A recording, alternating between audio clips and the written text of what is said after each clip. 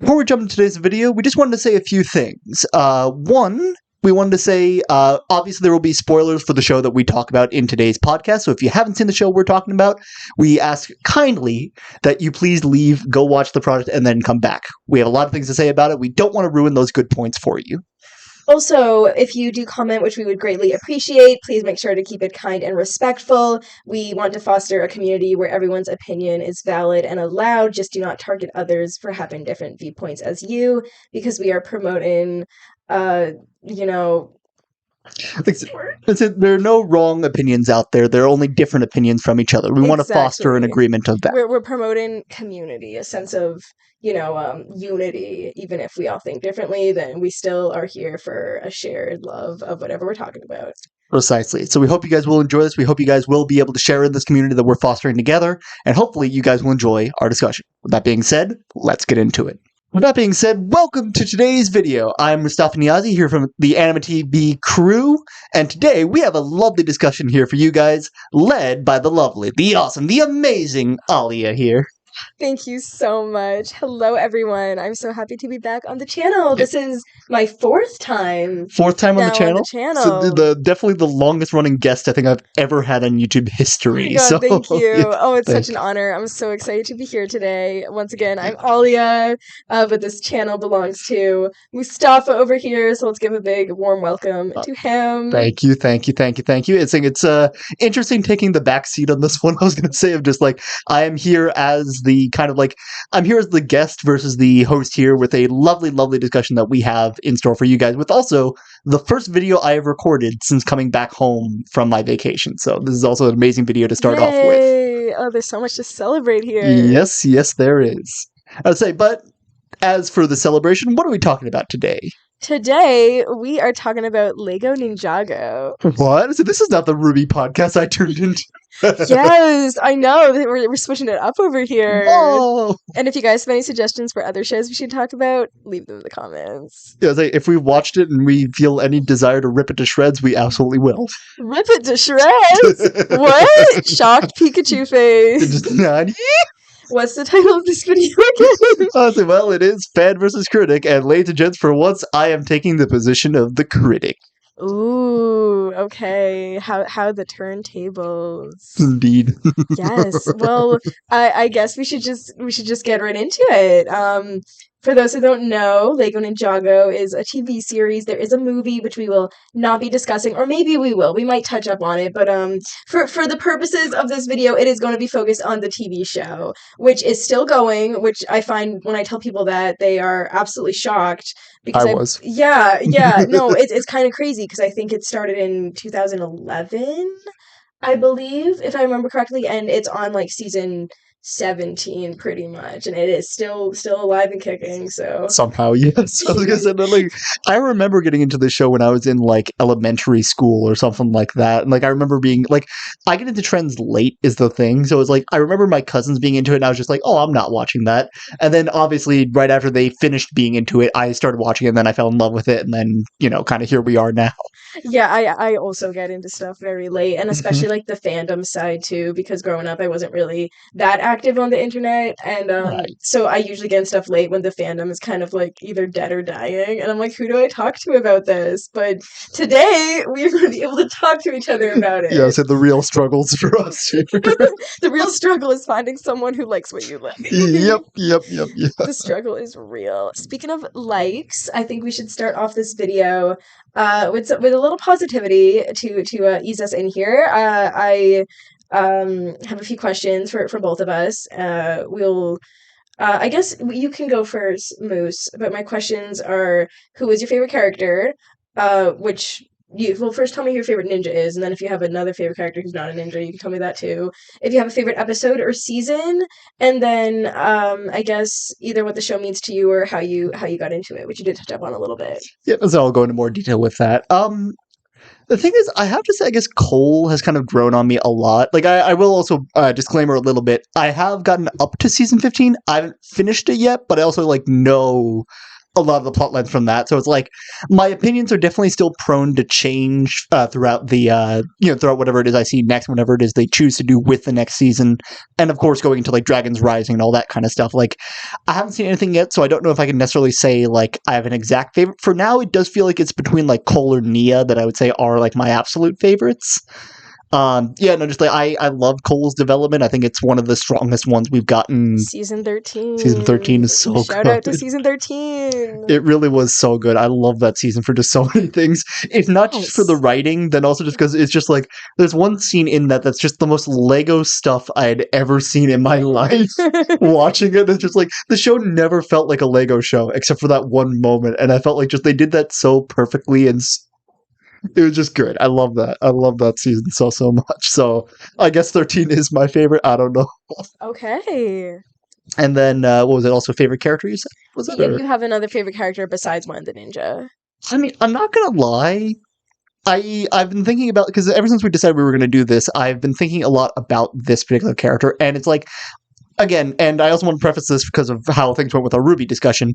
Just because I say I like this character does not mean I condone and or agree with anything that they did. Which should be obvious. I feel I need to say that. That's something I just feel I need to say. But like I've been thinking a lot about this character, and because of that, I kind of really, really like what they add to the show. And because of that, I like this character a lot, and it is the Overlord, funny enough. Yeah. No, that's a really good choice. It's interesting. There's so much about the Overlord, and I'll discuss a lot more about that as we get in there. But like, I love him so much as a character, and I think like just what he brings to the show, and what he can potentially continue bringing to the show after his more recent defeat, is really, really something. And I'll get into that later. But for now, I'm sure the audience would love to hear your answers. Yes. So, I got into Ninjago a while ago in like 4th grade, and I was on. This is a little story time. This is a little tangent here. Listen, we're a storytelling channel. I've made the video discussing that we are indeed a story channel, so then go for it. Snack. Grab a snack. Okay, it's working. Okay, all right, everyone. We saved it. Oh my god. Okay. That was a close call. Yeah. Maybe don't grab a snack. I don't know.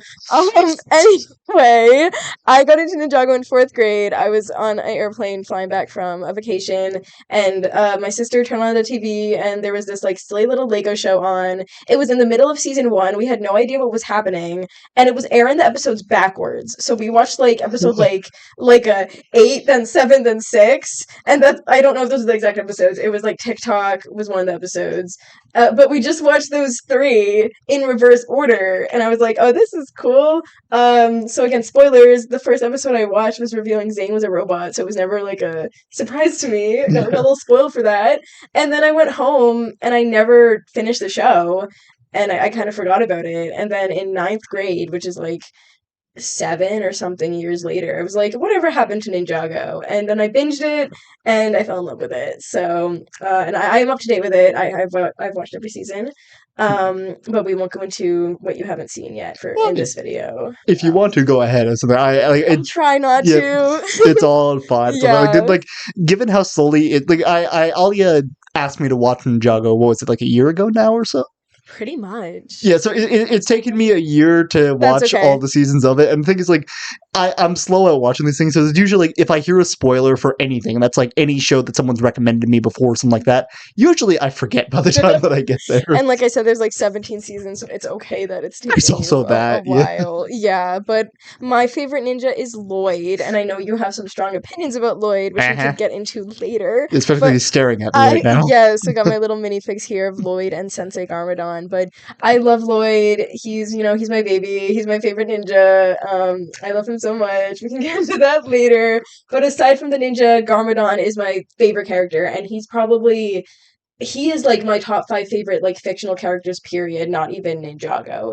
Garmadon is just like, he's absolutely up there, and I prefer him good as Sensei Garmadon. I love him as an antagonist. I love him as a villain. I just really love what they did with his story. We can definitely go more into that later. Yeah, so I have some takes. Yes, I'm excited to hear them. And my favorite season is season 4, Tournament of Elements, because of Sensei Garmadon and Lloyd focus. Wow, shocker. I also love Sensei Garmadon. the Garmadon. I just And enough I said. love season 13, and I love the Cole focus. Like he became one of my favorite characters as well after watching Master of the Mountain. It was called, I believe. I'll take your word for. I mean, you could literally say it's Yeah. anything. I'd be like, yes, You're like, totally. that That's is it. Yep, Yeah, exactly. but I have a soft spot for all the ninja. It's very hard to choose, but we're gonna go with Lloyd. Yeah, no, I definitely respect that. I mean, like all the ninja get like certain episodes, certain elements of focus for them. Some more strongly than others. Kai, but Kai. yeah, Yeah, and that's why I'm really glad that they finally gave Cole a season. He had Day to the Party, which was like a short movie, but he didn't really get his time to shine fully until season 13. And Nia as well didn't get her own till season 14, which her season. So which I just finished, which I also like. That's what yes. sold Nia for me. Like I loved Nia ever since like the very first ever since like the very very beginning, because that she was not just there as like just the background character or that kind of thing, which I feel like so many characters, like I say this in like my Amity discussion video, I've said this in my Ruby discussion video, I love that breaking of the trope, and I think Nia does such an amazing job with it. It does feel like they didn't know what to do with her most of the time because of that, definitely. but And I think that is why they made her a ninja. As they're like, we need to get her more involved with like the main story. well, hey, listen, at least they recognize that, so I Exactly, and appreciate I that. mean, I'm I not do. complaining. I love her. I love her as Yeah. a ninja, but yeah, her story. I've also always loved her, but I think they did a really good job, like building her up to what happened in season 14, and it was very well deserved for sure. Definitely, definitely. And the only ninja who actually brought Wu to tears of all of them. Oh yes, yes, woo. Well, now that we got that segment out of the way, I guess I could ask you if there's any to this point you'd like to talk about, because this discussion is going to be very loose. As we said, it's not really structured. It's just going to be we're both fans of the show, but I think you have a little more to say about certain elements of it that I will see if I can counter. Of course, as Ninjago is one of my favorite shows, I am also very critical of it. I strongly believe that we need to be critical of things we love, because it's really easy to be blinded by like our loyalty to certain things that we don't see some of the very glaring flaws. So I am all for tearing elements of it to pieces as well as praising others. So with that, is there anywhere you wanted to start? You see, you saying this now kind of makes me want to start off with one point I know you're going to enjoy talking about, one point we Okay. haven't really talked about that much outside of stuff, which is about your boy Moro. Like, speaking Okay. of not being blinded by pride and by... Okay. No, Okay. we're talking about everyone's favorite Tai Lung copy. Literally a copy and paste of Tai Lung. Oh Yep. my god. Like, I'm glad I'm not the only one who realized that. It's like the exact same story. It pretty much is, and it's one of many problems that I have. Like, Moro is not the character I want to discuss the problems with. Moro did nothing wrong, but Moro is I mean, yeah, I don't know about anything that, but I mean, wrong. just like he did nothing wrong, like story wise. I mean, like It's not his narratively, fault that he's a Tai exactly. Lung copy. Yeah, it's not his fault. No. Oh, okay. Well, what are your thoughts on Moro? Because I have a lot of thoughts on Moro. I mean, like, I found him a very interesting character, but it's like there's some elements of his like lust for revenge, his like way of acting compared to, again, to Tai Lung, who I think just like was definitely like an inspiration kind of for his arc and that kind of thing. From Kung Fu Panda, for Yep. those who do not know. Right. From the hit movie with a sequel or what is it now? Fourth movie on the way, and a fifth maybe after that. I don't know. Yeah, At coming to this point, theaters March 2024. exactly. But it's like given just his arc and that kind of thing, his connection to Wu and a lot of different things like that, there's a lot of elements I feel like they could have played on a lot more with Moro, which I feel like they didn't really do. What elements? Well, for one thing, him and Kai, I feel like they could have played off of a lot more. Because, I mean, both of them kind of had a fixation on, like, oh, I want to be the chosen one. I want to be the Green Ninja. Oh, yeah. They both had that kind of goal in mind. And I kind of like that season, Kai kind of stopped worrying so much about that. And he was more dedicated to the role of, like, hey, you know, Lloyd's been through so much. I kind of want to be there to bolster him up, especially after just losing his father the season prior.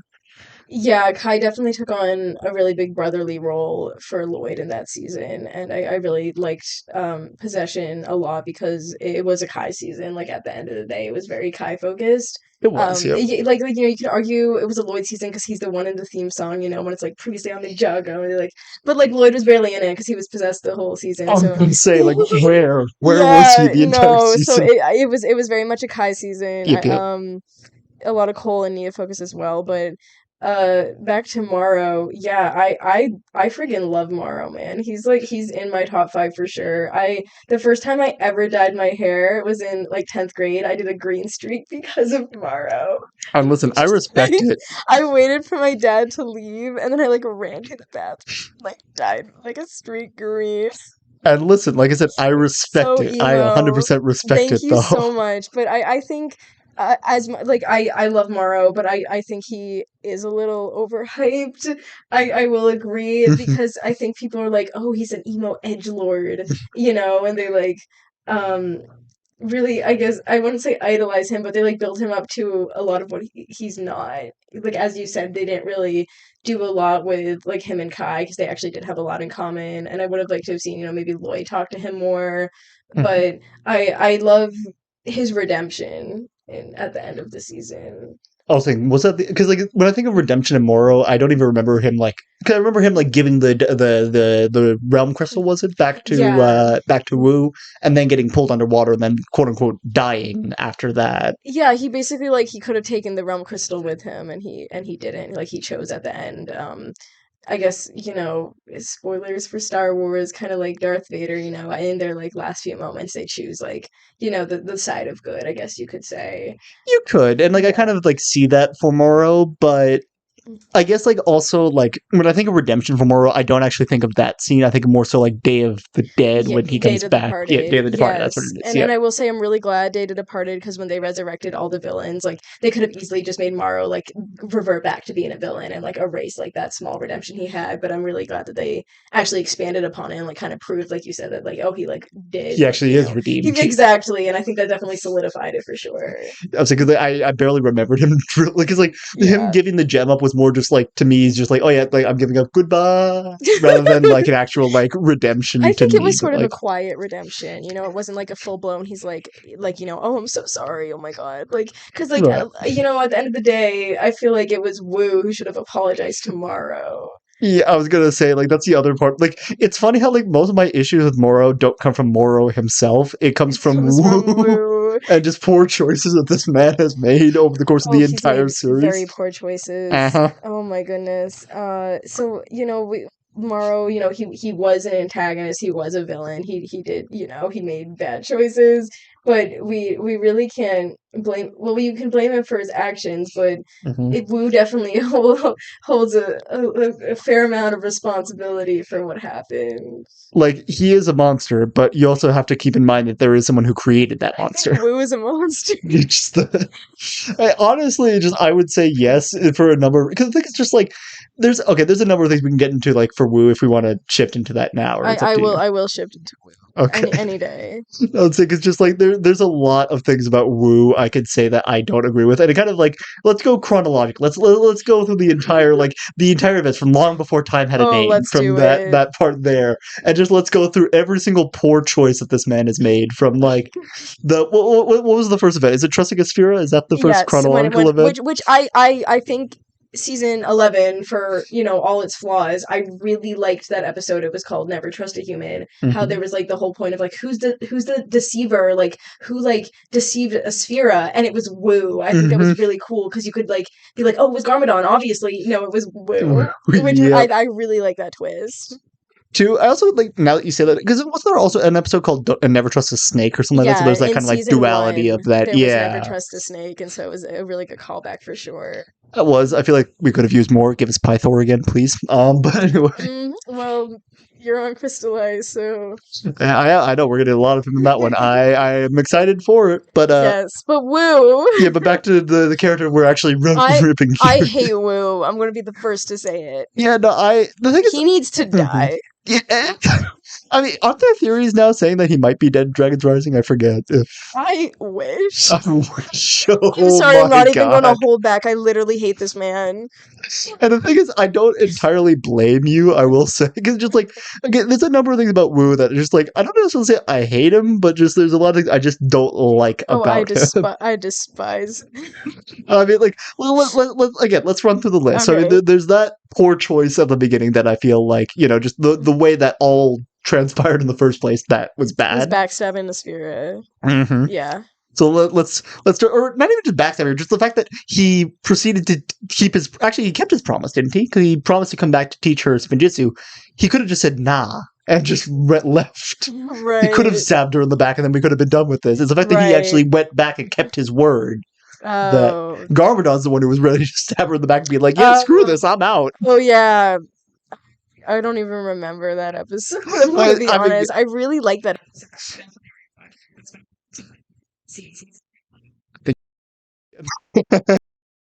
Hello. Oh god, Woo hate made the microphone just disconnect. the mic is a Woo The fan mic said, secretly. "I'ma head out." Yeah. No, like we were saying, like we would definitely like rewatch that episode again. But just like there's elements of that I think they do very well as far as like finally making Woo feel like a character, which is actually yeah, good. I think he falls into the trope of classic mentor figure, but then he doesn't actually mentor them at all. Like he's just like, here's exposition, here's plot device. Figure it out go. yourself. Yeah. Yeah, but okay, well, let's go chronologically through the seasons of what he did that we don't like. So we've started with Asphera and the fiasco that was. Yeah. I guess after that we could shift into the Battle of the Brothers. Yes. Have you seen the mini movie? I have. And so I love the mini movies just because I just like I love seeing the clash between. And the thing is, again, what this all builds up to, and we'll discuss more about this later because definitely that's another character we can discuss. Just like it started building the menace of Garmadon, which I really think is very the very conflict good between the two brothers and Oni Dragon, good versus evil, light versus dark, all those classic metaphors. It does, and they do such an amazing job of it through Woo at so many different points, and it's like it's such a shame they don't really explore it the way that I feel like they maybe should. I love Ninjago, but I think they don't really explore a lot of like the past or backstory that we kind of need sometimes. Like I wish we could see a lot more of like the Serpentine War of like Wu and Garmadon like when they were younger, like especially Wu's feelings for the whole thing, because with the battle between brothers, it wasn't necessarily Wu's fault that Garmadon got banished to the underworld. No, right? Because well, Garmadon, he was bitten by the Great Devourer. He had like he was slowly becoming more and more evil. And it's kind of hard to like pinpoint which actions were his own and which he was like heavily influenced by like the snake, but by the point of the battle between brothers it kind of like fully took over him because he was like fighting it for a while. Like he fought with Wu in the Serpentine Wars, right? Because he was still like on his side. Yeah, like he still believed in good. It's just that he wasn't necessarily like he was, as you said, like slowly being changed and corrupted by it. Which again, that's a whole thing we could discuss later because there's a lot I want to say. So it was Garmadon's fault. He tried to steal the golden weapons and Wu fought him. Like of course he's going to fight him. And then I remember he was wearing like a kimono or something that like made the lightning like come down and like reflect off of him. Plot convenience happened. And exactly. And so it wasn't his fault Garmadon was really cast into the underworld, but you think it was? I mean, you can make the argument that it's Wu's fault the sword went over the fence that caused Garmadon to go out to get the... That's so true. We didn't even talk about that. That it's Wu's fault that Garmadon got bitten in the first place. Yeah, even Garmadon says it. And the thing is, like, in that moment, I think, like, a lot of the fan base like, oh, no, Wu, it's not your fault. Like, you feel guilty about it. Obviously, it's okay. No, it actually was Wu's fault. It literally was his fault because he, like, their sword, Wu's sword got tossed over and Garmadon's like, and then Wu didn't want to get it. And then Garmadon was the one who said the famous quote, like, never put off till tomorrow what can be done today. And a lot of people think Wu said that quote. Like, no, that was a Garmadon quote. That was. And so then Garmadon went to get in, and that's how he got bitten. Which caused everything else to happen. So if Wu had gone to get his sword, then he would have been the one to get bitten, which would have been really interesting. Honestly, I think there are so many storylines where Wu becoming the actual, like, lord and that kind of stuff would have been interesting. But then again, I feel like, would we have loved Garmadon as much as we do if he never became evil? No, exactly. Like, I love Garmadon's story, and I'm glad it wasn't given to Wu because it deserved. We can go into Garmadon more later, but I guess the point with Wu is that sure, like it wasn't technically his fault because like it was the Great Devourer's fault, it was the Overlord's fault. But my problem with Wu is that he never feels bad about it. Like he never goes up to Garmadon and is like, brother, I'm so sorry I caused you all this torment. This is my fault. I'm sorry. Like he literally never apologizes for it, and we never see him like feel guilty about it. He's just like, oh, my brother's like evil now. Oh, okay, I gotta fight him. It's funny how I feel like we've kind of switched automatically from just like it. Like I do feel like there is a degree of guilt that Wu does like loosely show. It's definitely not to the degree that I feel like we as an audience deserve to see. Yeah, because I remember in TikTok, which is the episode when we first learned the backstory, how Garmadon got bit. He's like, it's the snake like that took my brother from me, and I think he did say like it's all my fault. But it's just like for me, he never like really after that like apologizes to Garmadon, or they don't really like talk about it. Yeah, no. On that note, I can definitely agree Yeah. to that. I can definitely agree Like to he can that. feel guilty all he wants, but he needs to like talk to Garmadon about it. He can't just keep it internally. It's funny how that theme kind of seems to follow us in every one of these discussions we have. It's just Yeah, like it's like, it just really, talk. yeah, just talk. That's literally all we're asking. Like, there's so many shows where I feel like most of the scenes are like taken up by characters just standing around talking, and yet the Mhm. times that they need to stand around and talk, they don't do They it. don't do it. And like that's the thing is people are like, "Oh, like it's filler. I don't want to see people just talk." Like no, like I love seeing characters like talk about things. And I think a lot of like I guess really action-driven shows, they don't really that focus more on plot than the characters. They don't really give enough moments for them to actually like sit down and talk about what's happening or how they feel about it. And I think a lot of shows could benefit from that. They definitely could. It's like, definitely like dialogue heavy scenes. The problem with them is that they always feel like they're too exposition-y, but at the Mm. same time, it's like if done well. Where did that come from? Here, hold up. I want to know where this came from. Did it come from? Oh. Oh, they came from my sock. Oh, okay. I was just like, okay, ladies and gentlemen, we just had a random like googly eye fall, and I was just like, Yeah, that's from my sock. So good. I was just like, I thought what it the? fell from the ceiling. I did too. I did too. I was just like, is there a hole in the ceiling somewhere that I just Yeah, never just knew like about? leaking googly eyes. No, it's from my sock. That's what this song. Okay, that's adorable. I love that. Thank you.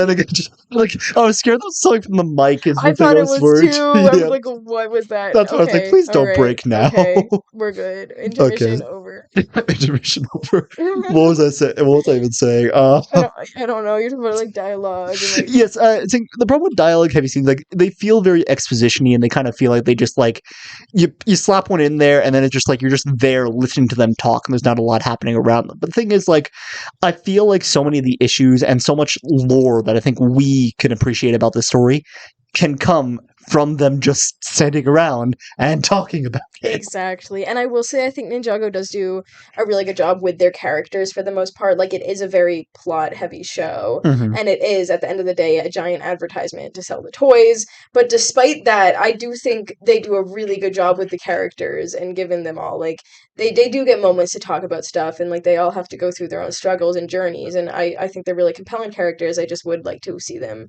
actually talk things out more, especially when it comes to, like, grief. And Right. this is kind of like off our point about Wu, but I guess like then when Nia, merged with the sea and then in the next season crystallize, they don't really talk about it that much. There is like the first episode, but they are like all very Yeah. sad about it. But it's like I would like to see like, Kai, that's your sister, like talk about how you feel kind of thing. Yeah, I guess. I mean, like with Kai, at least we got to see like he was definitely a bit more like not angsty per se, but just kind of like like I'm teaching kids how the real world is and that kind of thing. Which, Yeah. like, I think like that's about as good as we were gonna get given Kai's character. But I mean, like to say bring that back to Wu though, again, it's like notice that's the only season we ever see Wu like actually be worried about his students. Like, Zane dies at the end of season Three. Yeah, at the end of season 3, and it's just kind of like he's there at the funeral and it's like, time must move on. Yeah, Wu's like, I don't care, man. Yeah, pretty much, yeah. He's like, and this concerns me how? Mhm. like And just later on, then we have like, oh, was he in the season that Cole? Like, I don't even remember if he was in the season when Cole was supposedly dead because of the Oni gas thing or whatever that is. where was Wu? Yeah, I in can't that remember season? because I know like they got the golden weapons back I by don't this think point. he was on the bounty with them. I think he was back in the monastery? In the monastery, yeah. Like even then, it's like when they went to the monastery to reforge the golden weapons, where was Wu worrying about Cole, who they thought was dead at that I point? literally can't with Wu. And like also like I said, he doesn't teach them anything. Yeah, which he really doesn't. he doesn't. No, it's like the thing is, when I was growing up, when I watched Ninjago, like way back then, that was a trope that like every show I watched used. Yeah. I was a big fan of Power Rangers back then, and the mentor figure of that, same thing. His only job there was like, okay, you have this problem with this villain. Here's weapon that lets you defeat villain faster. Exactly. And like, that's fine. It's like, oh, we want like the main characters to learn the lesson on their own. Right. But in like a lot of later seasons, I feel like they tried to make it seem like Wu like taught them more than he did. Like wow, you're such a great teacher, Wu. Yeah, like there's just like, this is a minor spoiler for Dragon's Rising, I get it. but I'm there's gonna like a forget little flashback of like Wu training like a younger Lloyd, Mhm. and Wu never trained young Lloyd. It was the four main ninja who trained Lloyd, and they made it seem like Lloyd's like, oh my god, Master Wu like taught me so much, like I miss him so much, and well, he's not dead, he's missing in Dragon's Rising. Like, I'm sorry, spoilers. Because I've heard there's like he's just like a ghost I or something hope like he's that. dead. Yeah, I really do, wow, man. just to I'm say not that for a sorry. character. I'm Yeah. really not sorry. Garmadon On the was other hand, much more of a mentor figure than Wu ever was, especially in season 4, which I was so glad that like Garmadon went with them to the island instead of Wu. Like, that was just so good. and Garmadon is just a much better teacher. I will agree to that. Like, there's so many things about Garmadon. Again, we can say for like hours and hours talking about just what a good character he was for it. But there's so many things about Wu. Like, I feel like they missed a lot of potential with what they could do with him. Like he had a lot of potential to be amazing, and it got really bogged down by like the love triangle with Misako. Yep, just the big plot twist of that. Yeah. That went nowhere. Oof.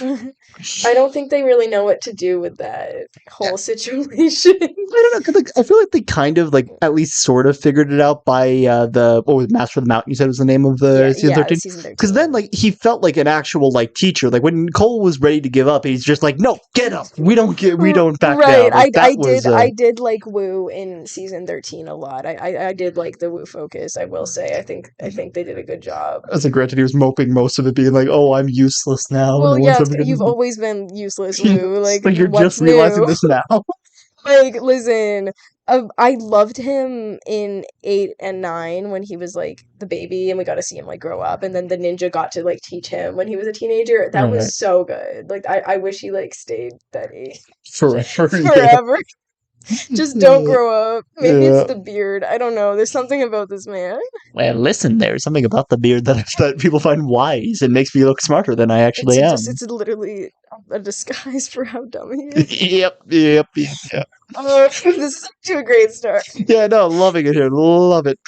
So I guess, what was there about Wu that I wanted to say? Well, I guess, like, not telling them about Morrow. He's like, there's something I should have told you. Yeah, which I was gonna say, I think I did say at one point, I, not with alcohol, but I would do a drinking game at one point for how many times Wu has throughout the show said, "Oh yeah, I was supposed to tell you this, but for whatever reason I did." I forgot to tell you. Yeah, which, that was one more thing though I do want to say about like Wu and Morrow specifically. Like, I get the whole like Luke mentality of like, okay, I obviously can't teach because last time I taught someone, Morrow happened.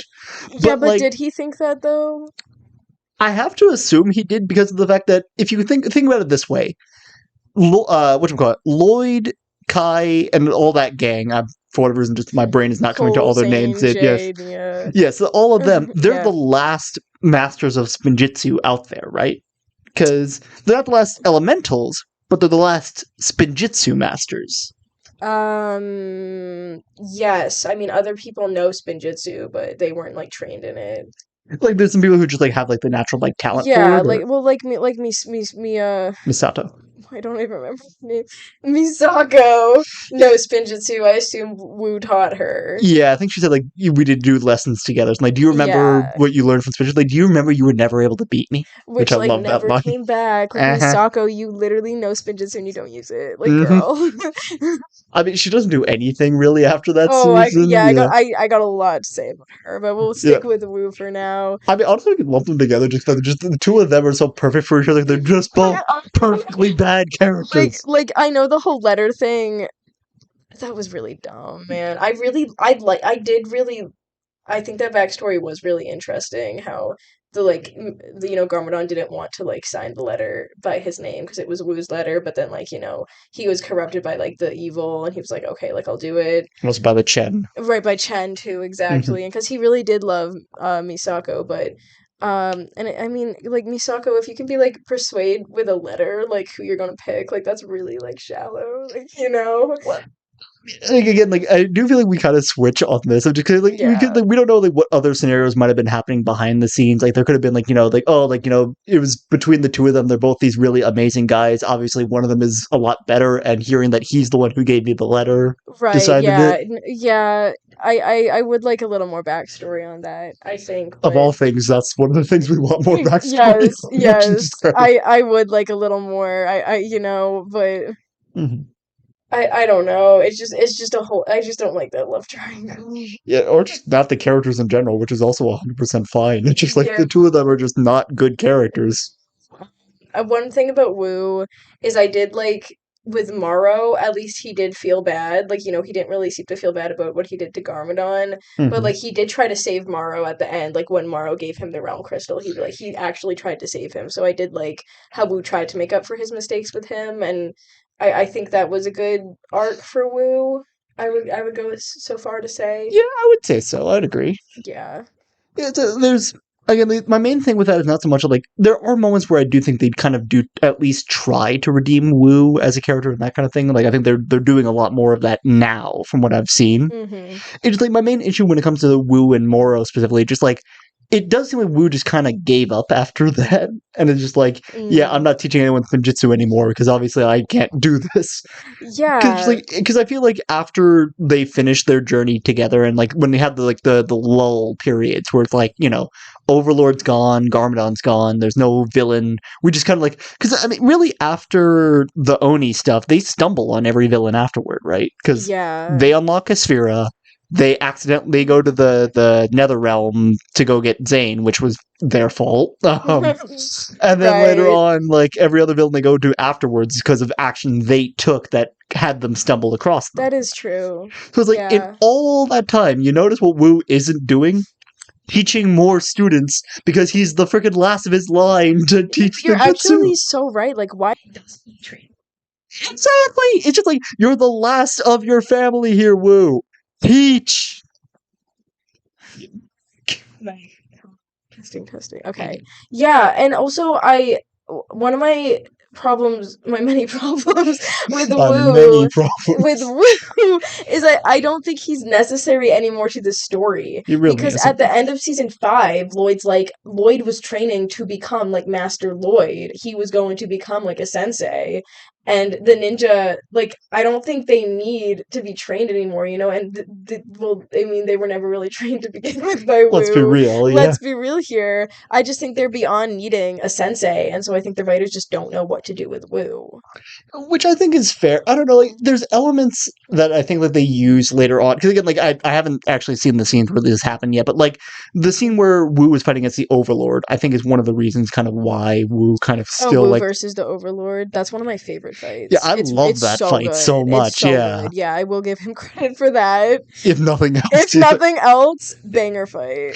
That whole fight, and especially just like the dialogue between them, just like my father used to read stories about you, and every time you lost, like It's I so love good. that. It's Yeah, so good. I completely agree with that. Yeah, that was so cool. that one, and like there's again like there's elements of that I feel like I do think they're trying to play off, and I'll touch more on this when we eventually talk about the Overlord and that kind of stuff. Yeah. But like, there's a concept of the battle between good and evil that I think they could do very well through Wu and kind of through the talks of his father's connection to the Overlord and that kind of thing that they're just not doing. Yeah, they just keep missing the mark, and I do like certain elements of Wu, as I've said. There are scenes I enjoy him in, and like I like what they're trying to do with him. It just it never really It doesn't do anything, it never really reaches that full height that I think it should, or that deserves to. that Yeah, it deserves, exactly. But I do think that fight with the Overlord in Crystallize was definitely like that was like peak. one of them at least. Yeah. Yeah. But you're saying you also want to talk about Misato. Is it Misato Misako. or It's Misako? Misako. Misako. Yeah. Okay, Oh so you my want to talk god. about her as well? Yeah. I hate her more than Wu. And I'm sorry, Really? hate is such a strong word, but I reserve it for these two characters. It's like it's not so much like oh like it's not deserved or anything like that. No, it's It just is like so well it deserved. I'm is, sorry. but at the same time, it's also like Misako is such a non-character for me. Is the I problem? think it's like with Wu, they just didn't know what to do with her Yeah. because they were like, oh, why wasn't she in Lloyd's life? Let's come up with a reason for it. And their reason was that she was off like trying to research Well, she said she somehow knew that Lloyd was going to be the Green Ninja, Hmm. and so she left him at a bad boys boarding school when he was like 2 Like or that wasn't something. Garmadon who did that. That was her. That was her, and she left to go research a way to stop Lloyd from having to fight his father, because apparently she knew that Lloyd was the Green Ninja and the Overlord, like, that he would have to fight his father eventually. She left for, like, years to try and figure out how to stop it. She came back and she didn't know how to stop it. And my problem with this is that she left Lloyd at a bad boys school, where the school literally, it's not about reforming bad kids, it's about teaching them how to be bad It's kids. about making bad It's kids. about making bad kids, and she left her son, who was fatherless, whose dad was like, this evil overlord, Who's destined to who, become the greatest hero of yes, all who time. she knew he Yeah. was going to be the Green Ninja. She's like, oh, I'm not going to leave you with your uncle. I'm Nah. not going to tell Wu that you're the Green Ninja. I'm going to leave you at a school that's going to make you into a bad kid, and I'm not going to come visit you. Like, what? Yeah, honestly, there's a lot of things about that just don't There's make just no sense. But excuse for yeah. it at all. And it's the fact for me that, like you said, it wasn't Garmadon. Because Garmadon, we did touch about this a little bit behind the scenes. What I love about Garmadon in the first few seasons is that he doesn't want Lloyd to be evil, He's not like, I want my son to follow in my footsteps, like, like Darth Vader, like, Luke, come rule with me. He's like, no, Lloyd, like, I don't want you to turn out like me, I want you to be good. And that's what I really like about Garmadon, but Misako's like, no, go to that bad boy school, I'll see you in 10 years. It wasn't even 10 years, so that's because like whatchamacallit, like because there's like the whole skip with like him getting older, that kind of thing. Was it 10 years or was it more than that or something like that? Well, so when I meant like 10 years, I meant like we don't actually know how old Lloyd was when Misako abandoned him at the school, and we don't Right. know how old he was when he reunited with her, like, in the museum.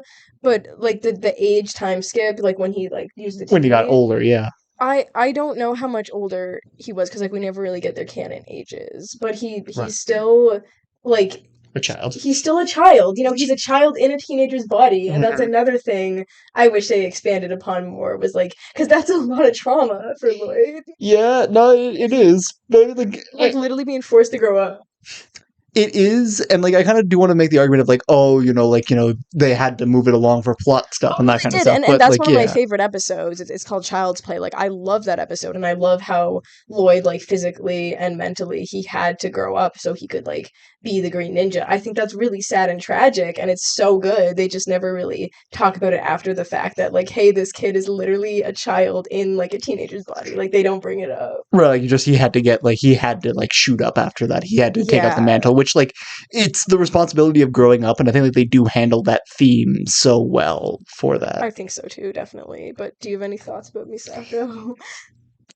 Not really. I mean, like I do. It's funny because it's like I do remember liking her as a character when I first started watching Ninjago. This is back like before season 3, like just alone with season 2, and this is again back when I was like first watching it. Now that I've gone back and rewatched it, it's like the thing that surprises me about a lot of this different stuff is just like not even so much like oh she knew that Garna was eventually gonna like all this stuff was going to happen eventually. It's like what about this whole Overlord plotline that just conveniently Wu doesn't mention? It's like because the thing is like Right, because Wu knew about the Overlord, exactly, exactly. and it's like the thing is like the whole prophecy that we've been led to believe was always that Garmadon is this great evil that eventually needs to be defeated. But no, it's the Overlord who trickled down through Garmadon to cause the prophecy to Which I happen. do really like. I like that twist a lot. I do too, but it's like the same thing. It's like I feel like they could have explored that a lot sooner rather than just been like.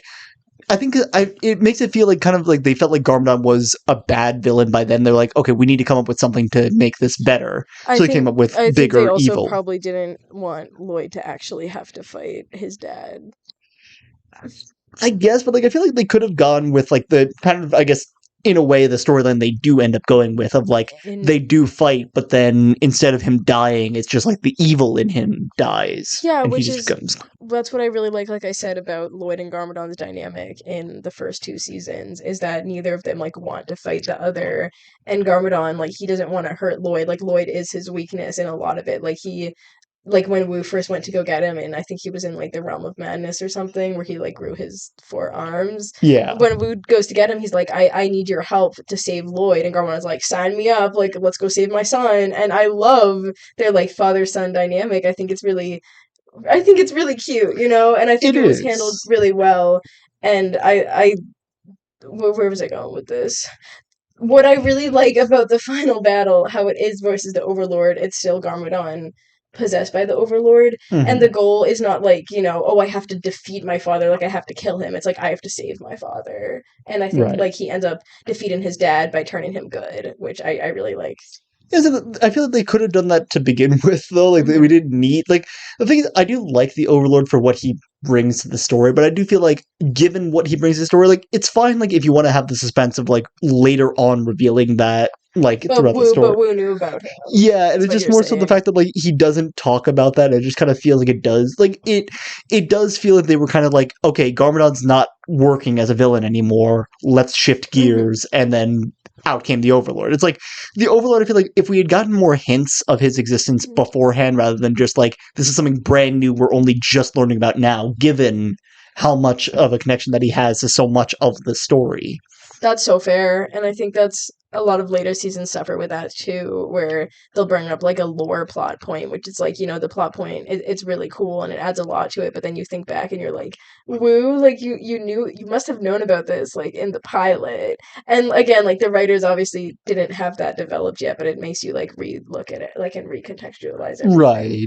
And there's so many things about that like make more sense when you know the Overlord exists, and it's just like, if you had just given us that little bit, it's like the Great Devourer suddenly makes so much more sense when you know he's a creation of the Overlord. That's where it comes from. It's not Right, like, which that oh, plot twist blew my mind. That was crazy. it did too, and it suddenly made Yeah. everything make sense, because it's just like, okay, that's where it came from, and that's why when Lloyd beat him, all of that went away, because it's all Overlord. It's not like they're two separate things that just got drained away for no reason together. It's like, Oh, it's that's all the so Overlord, so then when he true. got beaten, that all got sucked out of Garmadon. That's how he became good. Oh wait, because yeah, because the Overlord was planning this for like centuries probably, and he's like, he probably just because both Lloyd, not Lloyd, both Wu and Garmadon have equal amounts of Oni and Dragon within them, and Right. and the Overlord like possessing the Great Devourer and then biting Garmadon, it kind of like amped up his Oni side, Mhm. is how I kind of look at it. So he probably was like aiming for either Wu or Garmadon when he Like, possessed he the Great could have Devourer. taken either It one, could have yeah. been either of them, like we talked about earlier, and he probably didn't care. But then it happened to be Garmadon, and so he was like, he was planning that whole thing out like for like centuries. So that's like that's so cool. It I is. really like that I do too, reveal. but again, it's just like, reveals like that are awesome. But you know what the problem is with doing those reveals? You need to leave breadcrumbs along the way. And it's like, Yes. you can make the argument that like maybe the breadcrumbs were always there, we just didn't see them. And that's an okay argument to make, but it's like, it does feel like the breadcrumbs were never really there to begin with. Like beyond saying like, okay, now we have context that kind of makes you relook at the scenes before. If you didn't have that context and you rewatch those scenes, did we have any reason to believe that there was an evil above Garmadon, or that there was?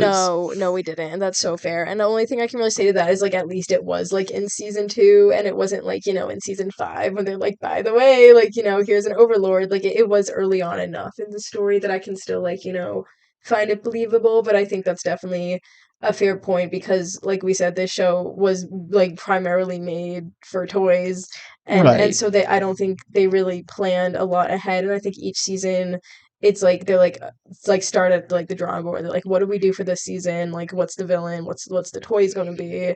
And that's not to, like to discredit the show because again, like I Mm-hmm. think the show is amazing despite being one big commercial. But I think it's more like episodic. Like they don't really plan a lot out. And if they do develop on like previous ideas, it's like much later, and they're like, how can we like expand on that? Or it's kind of like accidental in a way. Yeah, Because like, for sure. actually, the thing is, the problem I have with the argument of guess like oh, like this was originally a commercial and that kind of thing, is like, I grew up watching Yu-Gi-Oh, and like a lot of like the trading card animes out there are all like basically just big commercials to get you to want to buy the cards and want you to buy a lot of the stuff like that. But I think even they like at least had a sense of like, okay, here's something you can add on to that later can build into later storylines. Like there's a scene where two villains fight against each other, and one of them is about to be like erased, like Thanos out of the universe, that kind of thing. And he's like, like, you're now ready to vanish into the darkness. And the guy who's about to vanish says, don't you realize I am the darkness? And then Ooh. later on, he vanishes, and then we never know what that line means or why he said it. And obviously, it's just kind of like, maybe he just wanted one badass line to say before he died or something like that. We don't know. But then later on in like the final season, it's revealed, oh shoot, he's actually the final villain that we've been waiting for. But they set that up like 3 seasons back, knowing that's where they were heading with it, which is like, I feel like if we were going with, like, that's why I'm saying, like, I wish with the Overlords, like, yeah, we do get it early enough to kind of ingrain that somewhere in there. But I also feel like they built Garmadon up so much to be like, he's the ultimate. He's the thing that needs to be toppled over for them, the heroes, to get the goal that they want to get to. Introducing the, it feels, I don't want to say necessarily like it feels like rushed, or it feels like, you know, like they didn't really like need that plot line in there or anything like that. But it's like, it does feel like we didn't really get the breadcrumbs we needed to be like, oh, that makes sense why that exists. Yeah, and I think that's a really valid point to bring up, and you also had some takes about Garmadon Himself, in season 2, especially with the mega weapons. Did you want to talk about that? Yeah, so if we want to shift into Garmadon now, and like I think it's a good transition. Sure, and I'd say like I will admit also, like, I feel bad bringing these things up because if I just like, Garmadon is similarly a character that's very near and dear to my heart. I like Garmadon, what he does a lot for the show, and it's like, I especially like, one thing I don't like doing with these videos is also like, I don't want to bring anyone away from this franchise. I do think it is still a very good franchise for what it is worth. But and it's very popular too. Oh no, it is, and I can definitely see why. Like, I recognize elements of storytelling that I think they do very, very well with it. There's also things about it that I'm just like, as someone who like understands a little bit more now about like what it takes to tell these stories, that are like, why? And just like, yeah, no, I get that. And especially like with Garmadon now, and again with the added context of like, oh, everything that he was doing before then, and all like the menace that we got with Garmadon comes from the Overlord. And it's like, I want to kind of go through of like Garmadon's whole reveal from like, not the chronological order, but from like the episodic order of like, from the movies and how he was introduced in that. Well, the pilot, not the movie. Right, sorry, no, clarification, the pilot, yes. Not the movie. But like, which really quick, Misako in the movie is the only saving grace of the movie, because she is so much better than Misako from the show, okay? But back to your point. to say that, like, of all the things they could have done well, they do her. That's the only thing they did well, like, was Misako. They didn't do Garmadon well, which I know they didn't, because I saw a little bit of it. Wu is just a stereotype the entire way through, I know. The ninja are like nothing. They're like shadows of their former selves. So fun.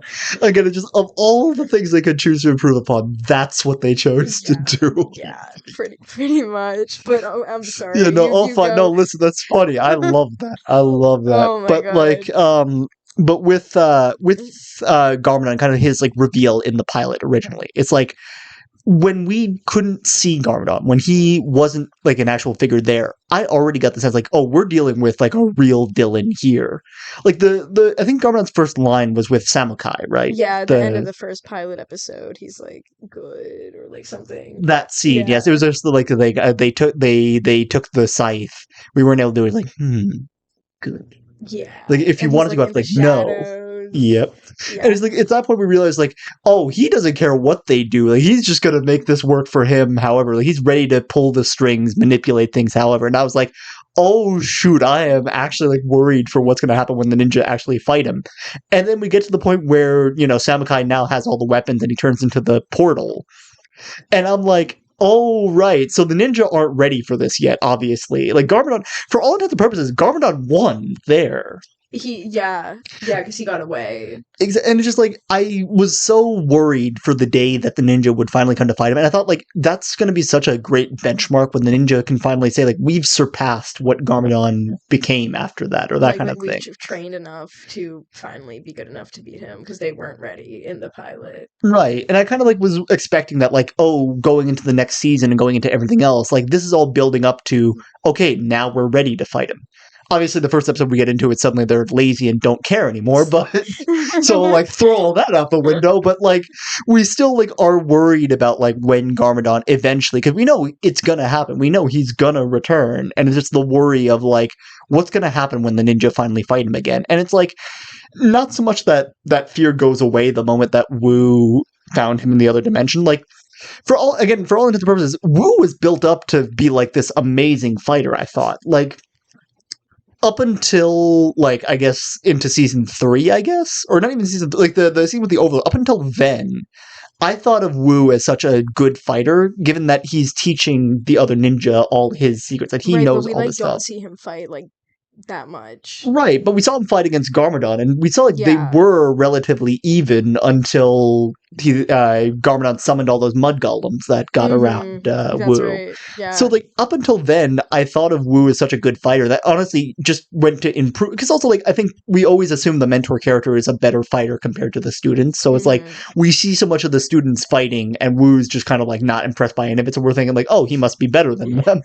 So then it just like that sets the benchmark for Garmadon so much higher, and that again increases the menace of like, oh, when Garmadon finally does return to the series, he's gonna absolutely rock him. And then he finally does, and what happens? Well, you tell me.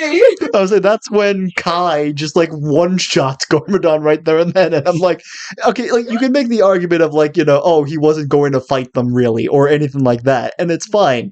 But it's like I still feel like he went down a little bit too easily, and in both like, yes, I understand the whole like, oh, they're like you were saying before, they were subverting like the expectation of like, oh, he's gonna actually like fight them. Right? Yeah, and I think your point is really like that. I think that's a really good point to bring up because Garmadon was set up as like this, like, you know, full blown evil like villain. That's like the ninja are going to ultimately come up against him. But like I do see your point, but like that is why I love Garmadon so much is because they subverted it, because we're introduced to him at first as like this all powerful evil guy, and then when, like I said before, when Wu's like, your son's in trouble, he like switches and goes into dad mode, and he's like, oh my god, take me to him, like I'll be on your side, like we gotta save Lloyd.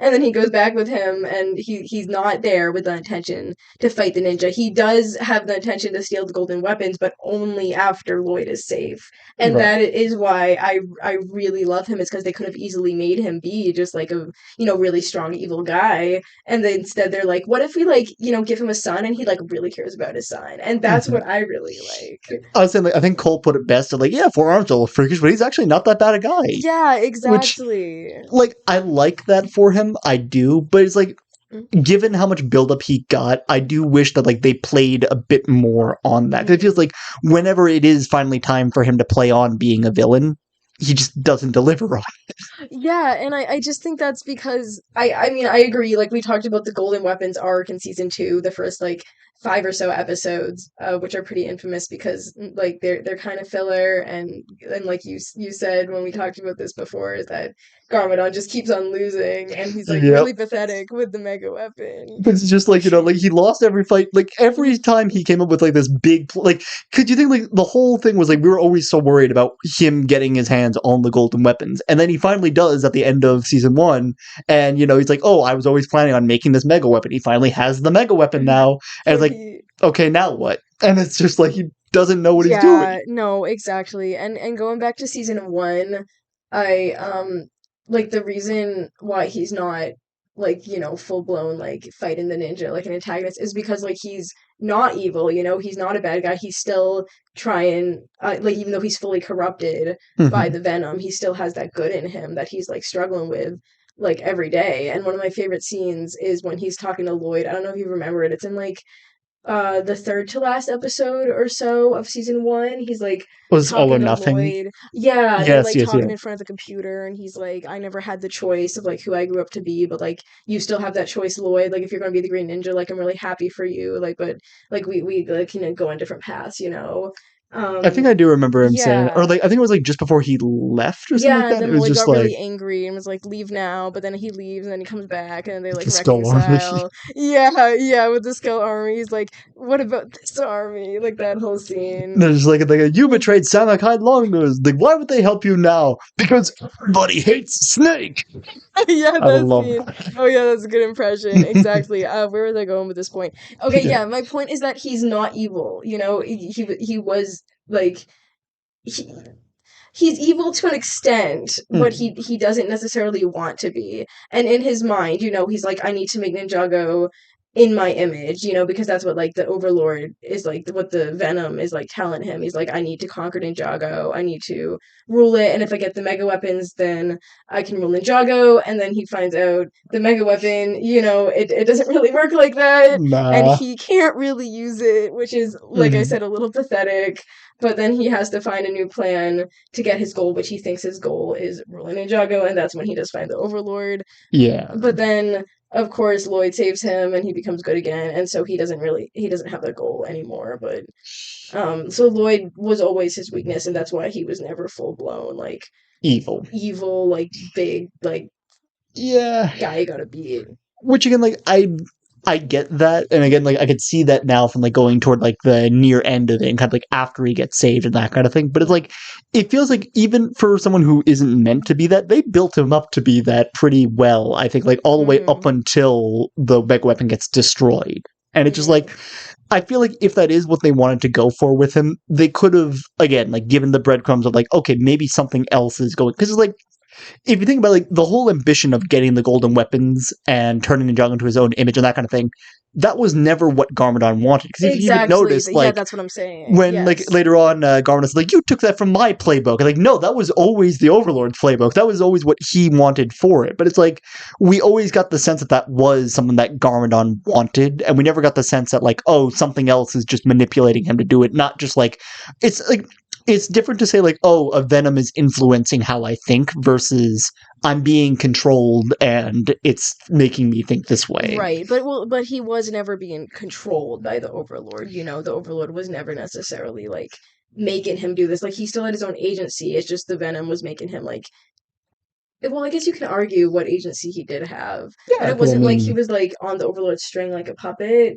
It was just like he wasn't like he was physically not able to really choose. I mean, I feel like he was a puppet for him. Because like the whole drive and goal of making Ninjago in his own image was not something that he actually wanted. Right? Yeah, and like that's the argument that wanted it. But we can argue like if that was the Overlord, like you know, whispering into his ear all that time, or if it was because he was like poisoned, which I guess they are kind of the same thing. But it does make me wonder how much agency he did have because he did choose to like. You know, put aside his like ambitions to save Lloyd, you know, and he was a good father to Lloyd. So I wonder how much agency he really did have. It's just like there's a degree of which like the Overlord I do feel like was manipulating a lot of it, particularly because of the fact that just like I also want to make the argument of like after the golden weapons got destroyed that like he switched goals like so fast, and it's like and it's another one of those like where was this before? Like, if you had the mega weapon, why didn't you use the mega weapon to go to this island to have both the weapon and the power? Right. Like, why is it only afterward? I don't think he knew about the island. He just, like, washed up on it, right? No, he knew about it. Because he told the snakes that, like, after his mega weapon got destroyed, he kind of, like, ends up in Ouroboros, and he just, like, washed out. He's like, oh, bring me a drink. That's right. Yep. That's right. And then it's like, you know, in Captain Soda's log, there's this telling of an island, which well, so did he just find it then, or did he know about it before? I have to assume he knew about it because the only time he ever had access to Soda's log was when he was on the bounty, which then, you know, the ninja took back and all that kind of stuff, unless he, like, somehow took it with him in all of this. Right. Which, again, it's also just, like, I feel like that was, like, his backup plan, you know, because his goal, like you said, was the weapons, and then the weapons fail him, and he's like, well, plan B, let's find this island. It's just, like, because I feel, again, like, I feel like every time since he had the weapon, his goal was always go after the ninja, not go to island and have both. Because, I mean, like, if you can choose to have the mega weapon and the ancient dark power, whatever Soto described, why not take both? It makes your life so much easier then. That's true. Why did he want to go after the ninja again? Exactly! He didn't even have a reason to! Yeah, because he wanted to, like, rule the world, and how would stopping the ninja do that? Okay, the thing is just, like, the ninja are the things in my path. If I get rid of the ninja, then I get to do that. And also, like, even then, he wasn't really that, like, determined for that. He was mostly just like, I want to stop Lloyd from being the Green Ninja, so that way the final battle doesn't actually start. Yeah, I don't think his heart was in any of it, you know? It wasn't, and it really, like, it felt like it, which is good.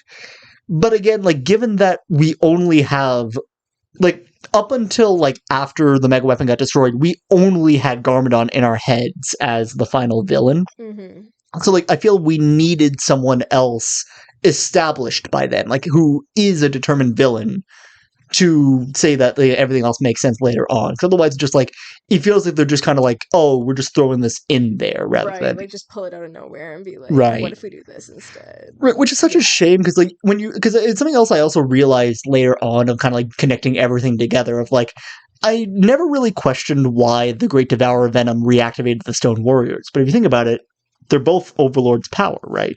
Right. So like that's because the true. venom dripped on them, that's why it reactivated them. So like it's That's all so connected true. on That was that. like the best decision they made, was making the Overlord be the one who Who like made the Great made the Devourer? Devourer. That Yeah, was the best that's decision they ever really made. good. But again, like I wish like back then we would have gotten like some little bit and like Yeah. if they like retcon something now and we're like, oh, okay, there were these hints there all along. It's just like maybe we didn't animate those in at the time because we didn't think about this. Right. But it's like we don't even get that now. It's like we get that like, oh, the Overlord, we get this reveal that the Overlord made the Great Devourer. We don't get anything that's like, oh, that's why all these actions happen the way they did beyond like everything is by my design. So like, so you mean to tell me every bad choice Wu made is because of you? I'd like to believe that. No, actually, no. Wu is just too worse than the Overlord. But you see, that's so Wu vague, is the though. Overlord. Yeah, Wu is confirmed. Confirmed evil.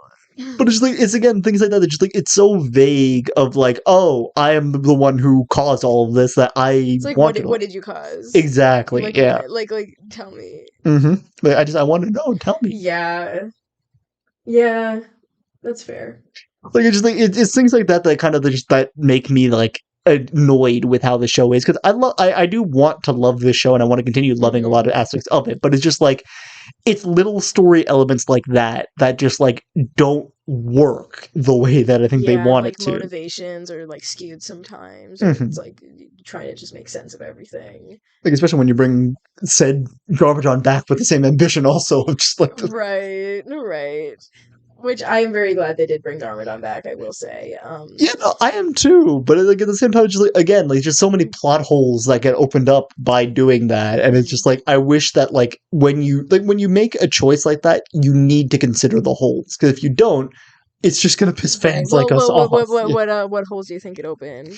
Well, I mean, mostly just all the stuff I've been talking about with the Overlord, like specifically of just like talking about kind of like what control did Garmadon really have over everything that made him who he is. Right. Well, where did this evil actually come from that made him as a villain? Well, just like when he was brought back in season 8, it wasn't the Overlord side that was brought back; it was his Oni side that was brought back. So when he came back, when he was resurrected, I don't think he was under the Overlord's influence anymore. I think he was just like, it was his like heightened Oni side.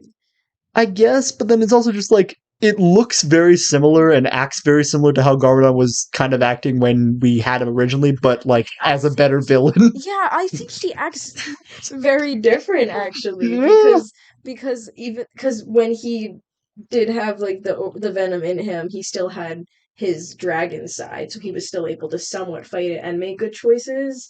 But then when he was brought back initially by Harumi, it was just like his full Oni side, and that was why he was evil. And I think he acted very different in like season 8 compared to like season 1. I mean, like, you could say he still had enough compassion that he didn't murder Harumi where she stood. So I mean, Well, that's true. That's true. But well, she did bring him back, so he owed her. if you're an evil overlord, I don't care. It's just like I'm back and I'm in charge, baby. I am taking Well, everything. he didn't have his powers yet at that point, so He did. no. She needed to help him. Remember, she's like, it's she's like, it's the fight that fuels you. You gotta like fight Lloyd and like reawaken your powers. Right. So he didn't initially actually have his powers awakened because it was kind of like the ninja in the first season where they had to unlock their true potentials. Right, but wasn't it like once he did have the power, he did have the chance of killing her because she failed him or something like that, and then it was just like season 9. Yeah, like she failed him and was ready to kill him, but then it's just like, no, you're my daughter now. Right. Yeah. It's just like well, he did slowly gain his compassion back in like season 10, March of the Oni, Yeah. And you'll see more in Crystallized as well. I know about a lot of the Christopher and stuff and kind of the way he's reestablished a lot of that from that, which is an interesting thing for another video entirely, but once you watch it, yeah, but it's just like there's just so many things about that just like I do wish that they had taken more time with like if they're gonna introduce this plot line, like maybe retcon like one or two things here and there, because like I don't know, like if you like, I don't always like when you retcon stuff in a story, like when you you're in a position where you have to, but like if you have to do it, you have to do it. There's nothing around that, and I just feel like by keeping things the way they are, the story just becomes so much messier. Well, what do you think they should have retconned?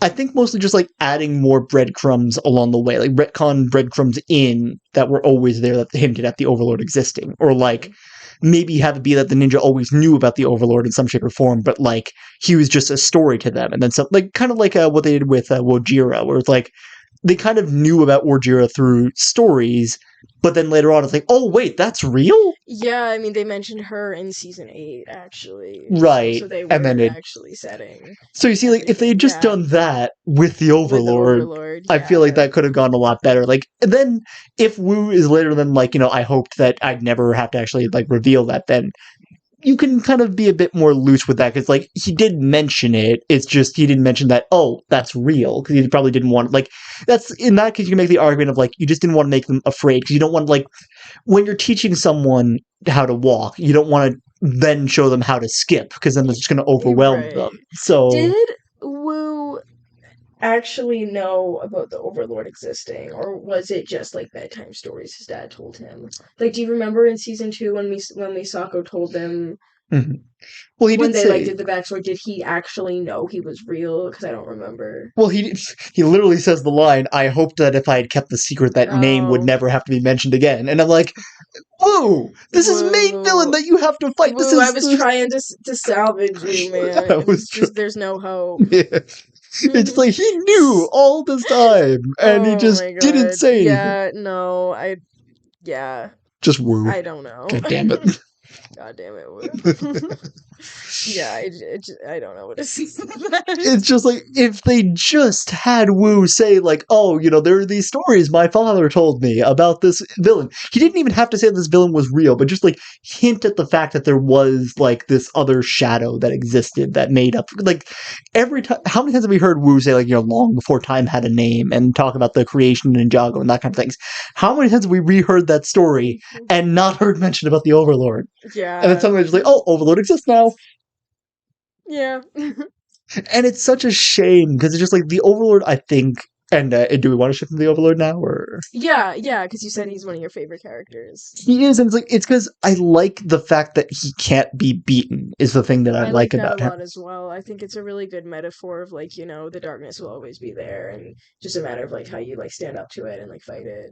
Exactly. It's like, it's more like, for me, it's like, you're never going to win against it. And I kind of like stories where it's like, there is no winning for the hero. I don't think like a story has to end with a happy note for the heroes. Mm-hmm. It's what I liked in RWBY. It's kind of what I like with Avatar, in a way of like, the Avatar's job is never done, even after they like reach the point where they. It's very like bittersweet. Exactly. Connotation to it. It's just like, or even like, it's just like, I've defeated the current evil, but something else is going to rise up later. And to think like, evil takes on so many different forms. The Overlord can take on so many different forms the more times they bring him back.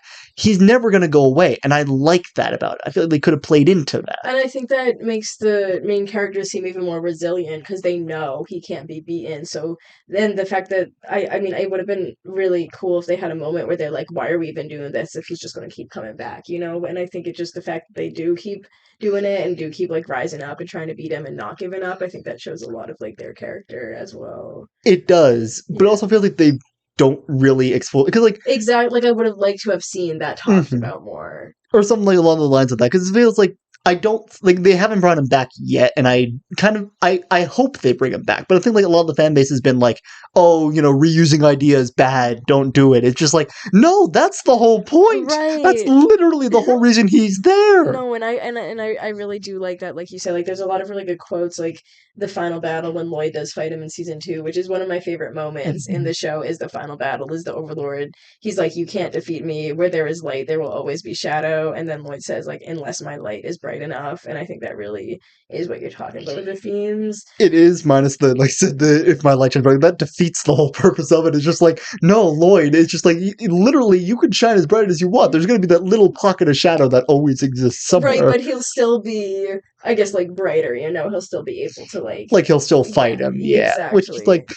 I like that message a lot more rather than just rather than saying oh, I'm going to eradicate all evil, it's going to be all gone. I kind of like the message more of you keep coming back up, I'll just keep putting you back down again. I don't care how many times and I I have don't to think the do it. message was ever like there needs to be like we need to completely defeat evil, because it's always been about balance. You know, the whole story.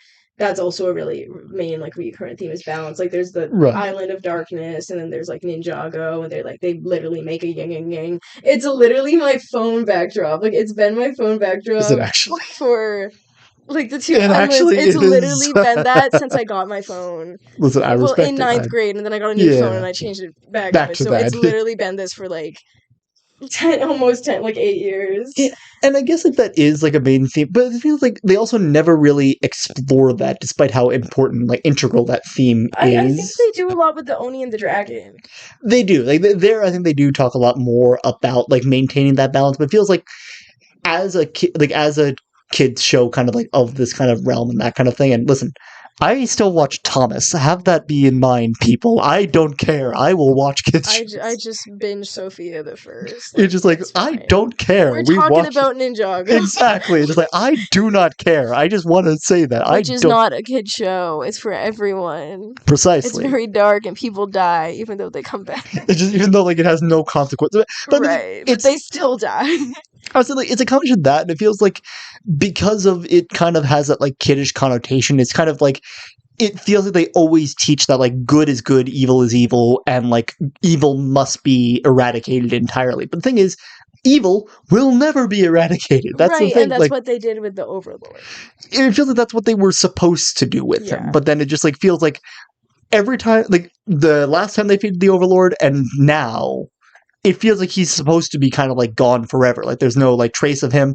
They after. But we know he's coming back though, because like you said, they can't fully beat him. We know that, but the thing is, with the think about the end of season 3 when the Overlord first quote unquote was killed when he was first gone. Notice they never mentioned the Overlord again after that. It's just kind of yeah, we're just gonna pretend that never happened. Right? They're not oh yeah, the Overlord's out there somewhere.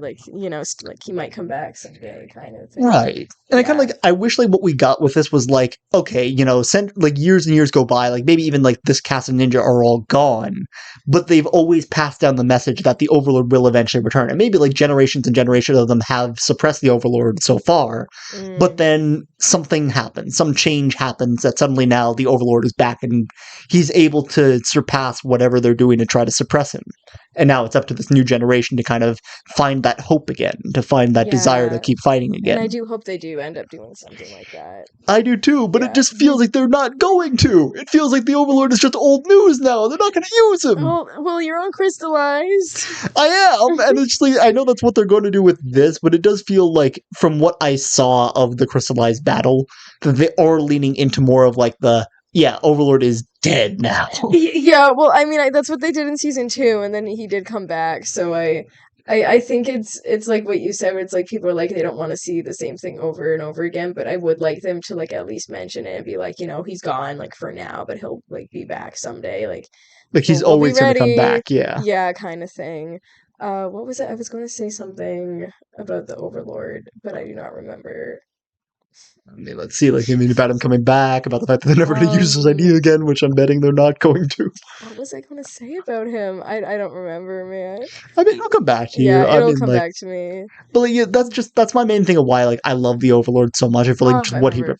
Sorry. Go for it. No. You go. I'll just say that, and I'm just rehashing everything I already said. So I mean, new point. Go ahead. I was just going to say, going back to how there's the theme of light and dark and balance. I think they do it really well with Lloyd, because Lloyd is part Oni and part dragon too, and so he literally is the balance. He literally is the balance, and Wu and Garmadon, even though both of them have Oni and dragon in them, it's not like Garmadon is only Oni, Wu is only dragon. They kind of also represent that yin and yang as well. Well, they walk right down the line. Exactly, and then Lloyd has parts of both of them as well, which we will explore more in Crystallized, and I'd be curious to see what you do think of that plot line, because I don't know how much you've seen of that particular plotline with Lloyd kind of exploring his Oni side. I mean, so far it's just been Nia and complaining about Nia being dead so far. Because a lot of people have very strong opinions about how they do handle Lloyd dealing with, he is part Oni. And so I'm not going to spoil it, but I'd be curious to know what you do think about it. But for all intents and purposes, I do think Lloyd is a really good example of just like the theme of balance and the theme of light and dark.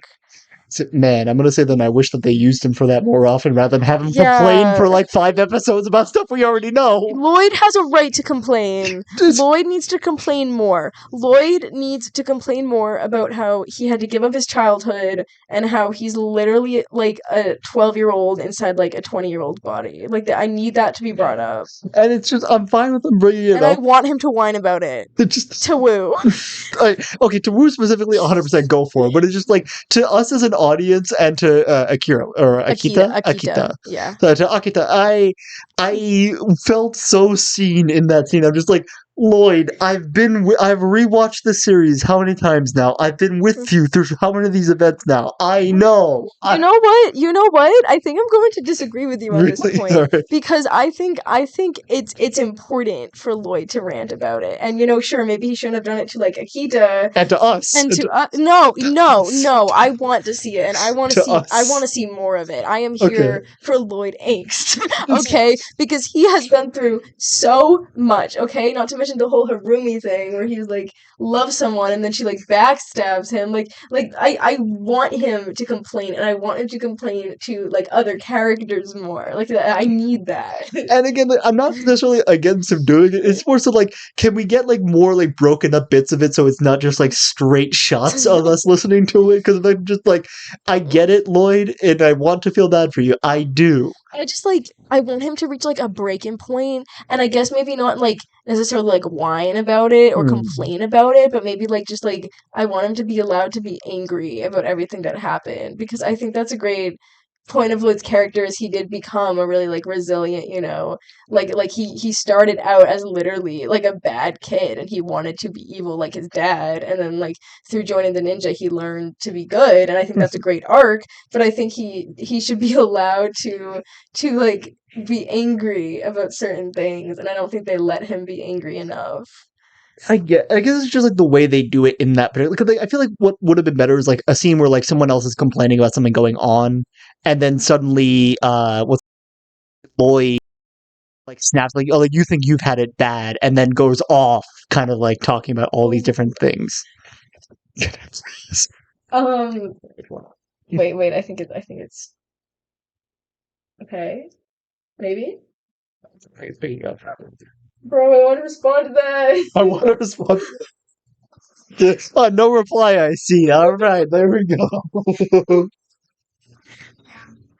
No. Let's switch for a second. Okay, all right. Thank you. Switch in process. Thank you. If Lloyd had that moment, I would love that. I feel like we need a moment like that in the show at some point, and I feel like that would serve so many different purposes. There we go. Got it. Okay. So that would serve so many different purposes for the. Hang on. Actually, one second, ladies and gentlemen, just because I think I know exactly what's causing all these problems. Hold up. We got technical difficulties over here. Hang on a minute. Oh, can reach. There we go. And because it's hot as hell in here, and I think that might we're turning the fan on. 2 fans also. There we go. Like thank you. That's perfect. For the sake of our sanity and for the sake of bringing everyone here this video that hopefully you guys are still enjoing for our suffering. Yes. Suffering like Akita was suffering with Lloyd talking to her. Yeah, although that's not too loud. Good. Get that down. There we go. Yeah, okay, yes. I think characters need more moments to have outbursts like that. Yeah, they do. And the thing is, like, again, outbursts respected and deserved in Lloyd's case. Like, complaining about it and kind of being so casual about kind of the way he talked about it, just like, so yeah, where was I? Oh, yes, okay, right. Okay. Well, the other thing about that is he didn't know Akita was a person. He thought she was just a wolf. So he's like, that was like his moment to be alone and to be alone with his thoughts, because I don't think he would actually rant to a person like that. And that's why I think that really showed how he is still a child, but he doesn't show that around actual, like, the other ninja or like Woo. And he was like alone and he's like, I have my time to like vent out everything, and of course Akita happened to be like, An a actual person. human, yeah. Yeah, so with that angle, I get it. I guess, but then it's I also think you need like to be nicer to Lloyd, but Moose. it's just like it's also just like seeing Akita's reactions to somebody. It's just like Lloyd, you're seeing like you're seeing this, and it's just like Well, no, he wasn't, Lloyd. because he was so caught up in his story. No, but just like I think didn't he even say it? We're like, oh, sorry, you don't really care about this, do you? And then Akita just said like, so anyway, so and I'm just Oh like, my god. But he thought she was a wolf, okay? I don't know how He much I want to needs forgive he that. needs an outlet. He needs a therapist. Then get a I therapist. think all the ninja need therapists, okay? We Uh, should talk about all the ninja and their tragic backstories. honestly, I mean, the thing is, I don't know necessarily how tragic I'd say Kai's and Nia's are now, especially because kind of a lot of their backstory has been more or less resolved now. Well, I mean, Kai and Nia, their parents were kidnapped when Kai was like 5 and Nia was 3, I think. It Yeah, but might they're have been back now. different. Well, okay, but that doesn't erase the years Yeah, of trauma. yeah, I will tend to agree with you on that. But then again, it's also like you don't hear Kai complaining about that though. Yeah, because he had to step up and be like the older brother figure, right? He was always, which you can tell you how much they kind of downgraded his character after the design change, but like Mhm. especially in season 7, he pretty much had to raise his sister because their parents like got kidnapped by Crux and Necronics, and they probably thought they died. I think Yeah, I remember a moment when he's like, "Wait, our parents are alive?" Like that might have been Day of the Departed or season 4. I don't know. I think it was the Hands of Time arc where they realized that they might be Okay, alive, but then it was also like, wait, are you helping them? Like you thought originally that they were like, right. which They thought they were that's heavy, evil. yeah. Yeah, so I think their childhood where they had to grow up like not knowing what happened to their parents. I think that's very traumatic. And well, like, I also want to Mhm.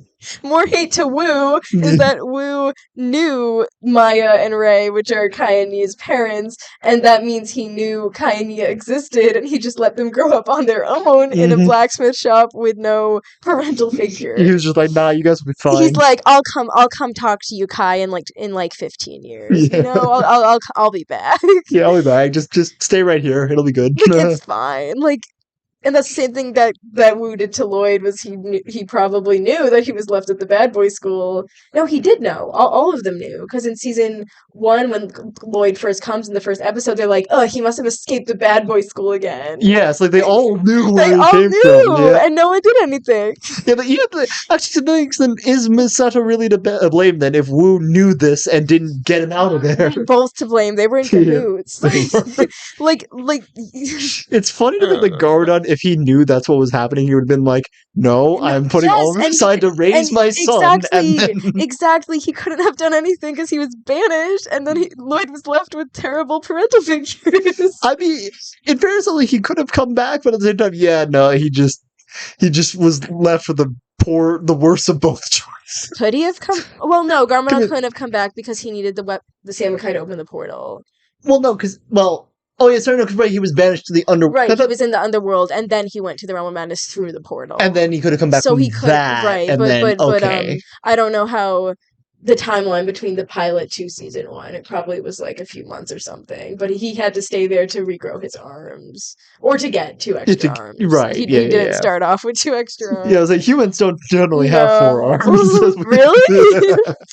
Yeah, but it's like I don't know, because also the whole banishment thing like didn't make sense to me much either. I guess What banishment thing? like just of him getting stuck in the underworld and that kind of thing. I mean, like I don't know, because I got like the whole like he was cast down to the underworld by the symbols on Wu's gi, which Yeah. never made sense. But Yeah. it was just kind of like here's the thing that happened, but then no explanation as to like what actually happened. Yeah, Because no I- explained like why he couldn't leave. well, he couldn't leave because it was the underworld, And that's just how this works. right, and well, because it was another realm, See, and you know Samurai left with no problem. Oh, that's true. Actually, that's true, but we know Garmadon couldn't leave, so maybe. Oh well, I think the skeletons Yeah, you know what? Yeah. We don't know that. We don't. I Exactly. think it's So probably because the skeletons are from there, so they probably like the dragons can like teleport between realms. And I think it's because Garmadon was like physically banished there. He like couldn't leave unless he got the weapons. But yeah, we don't really know. But they we never do know he explain it. couldn't leave, so he physically could not. He I wasn't choosing to be there. I mean, I get like I guess I get that, but I wish like there was more like there's an actual like barrier that's actually keeping him from I doing think like that that. the fight between brothers should have been a whole episode, not just It like a short. it honestly should have been because they Yeah. answer so many things that we never actually Right, get from the real exactly. I series. need that context. Hmm. Very much so. But back to Kai and Nia, I think they it was a very sad childhood. It was. Like, I can only imagine that, but it's also like it feels again like that just kind of gets swept under the rug. It's just like It does. with season 14 now, when the parents do finally come back, and I already forgot their names. Ray and Like, Maya. Ray and Maya come back, and suddenly it's just kind of like, yeah, remember when you guys were gone all that time? Like, yeah, that was crazy, right? And then Right. They don't really have a That's why I did like Hands of Time, which I know a lot of people aren't the biggest fans of Hands of Time, but I really like the Kai and Nia focus. I And like with their that. parents. You liked it? I like that Wu dies at the end of it, so Oh that's cool. yes, that's always fun. I wish he stayed dead. Yeah. Wish he stayed lost in time. I mean, there's that, but it's also like I don't like Hands of Time also because back to just like it's another example of just plot convenience and kind of like we just need to jam something in there. Hmm. Because I think we talked about it before of Chrono Steel, right? Right, yeah, but so you said that Chrono Steel was similar to Vengestone? Well, because what Shush. Shush. But like what the main thing was is just that like in Chen's staff in the tournament of elements, the thing that he was using that was absorbing all the elements, the element that was letting him do that was Chrono Steel. Right. And they explain later on like what Chrono Steel is it's designed to like sap away elemental Right, so power. Chronos Steel like sucks in elemental power and Vengestone just blocks it. Exactly. So there's a Right. difference. So the Vengestone it just like prevents you from using it. It's like a cage. Chronostone it like physically actually like absorbs it and takes it. Right. But like, what my problem was with that is that like they could have called it Chrono Steel then. In season 4. Yeah, and I just hate Yeah. the fact that like Chrono has a implication to time. So the fact that they only chose to conveniently call it Chrono time, Steel yeah. during the season that has to do with time. Right. You see my issue. Yeah, I do. I mean, I guess in season 4, I don't know. I feel like we didn't need a moment where Chen just like, by the way, guys, the stone inside my staff is called Chronostone. You know, like it would have felt really clunky and weird. Like I like how they had the callback, how they explained later that it was like, oh, this is what Chen had. But I mean, at least give it a better name then or something like that. Because just like I can see that. Because like, couldn't we have had a scene where he was just like, we need more Chrono Steel to make this staff work or something like that? Which is what I like about Vengestone is that was built up. I forget when Vengestone was first introduced. I think it was season 5. I think it's really like season 1 because the was it the cage oh, that the snakes right. the ninja were trapping with the snakes had so at least that was yeah. built up, and that's been like there's the whole plot of like the Vengestone buyer in the later half. Yeah, it's better than new Deep Stone in possession. Exactly. Yeah, so I do like how that was set up. I do think in some instances they have a good setup and payoff. Not always though. But in others it's like we'll just put that in there and make it work, you know. Just like they're not gonna notice. I'm like, yeah. We noticed. Right, yeah. It's yeah. But I can let it slide, you know. I can't. That's also part of why I'm the critic in this one because I'm not letting it slide. I'm not going to get caught up on Chronostone. It's just like the thing is just there's little things like that that just for me as a storyteller it just drives me crazy to see that, and it's just like that's one of the minor things. Definitely the Garmadon stuff we've discussed is one of the bigger things that kind of makes me more like aggressive toward the show. Yeah, but at the same time, it's just like even down to just the littlest things they couldn't even get that thing. Right. Yeah. So it's just that. It was just That's okay. It's okay if it grinds your gears. It absolutely does. And it's just like the fact that it's so cool and we still haven't corrected those things now. You sound like Lloyd complaining to Akita. Wow, that digs. I'm sorry, I'm kidding. No, it's just... And I'm a kid. You just literally to be just rant and complain for hours about Yeah, it's all fine. Just as Lloyd the mic was also green, just like, I can't believe you said that, I'm out. Now that mic's for I'm new. sorry, I didn't mean it, Moose. It's No, okay. it's all fine. It's all good. Like, just as Lloyd gets the right to complain, I am exercising my right Oh, to so complain. now you think Lloyd has the right to Yeah, complain? now that I have that right as well, then Then yes. Lloyd has the right. Okay, fine. Fine. Let's see. Well, okay, we all know Lloyd had a very sad childhood because he was abandoned and, Mhm. at a bad boys' school. We don't need to talk about that I anymore. think we've beat that kind of over the head so We beat far. that dead, what's the saying? Yeah, they beat the dead horse. Yeah, we've done that. Cole, I really like Cole's backstory a lot.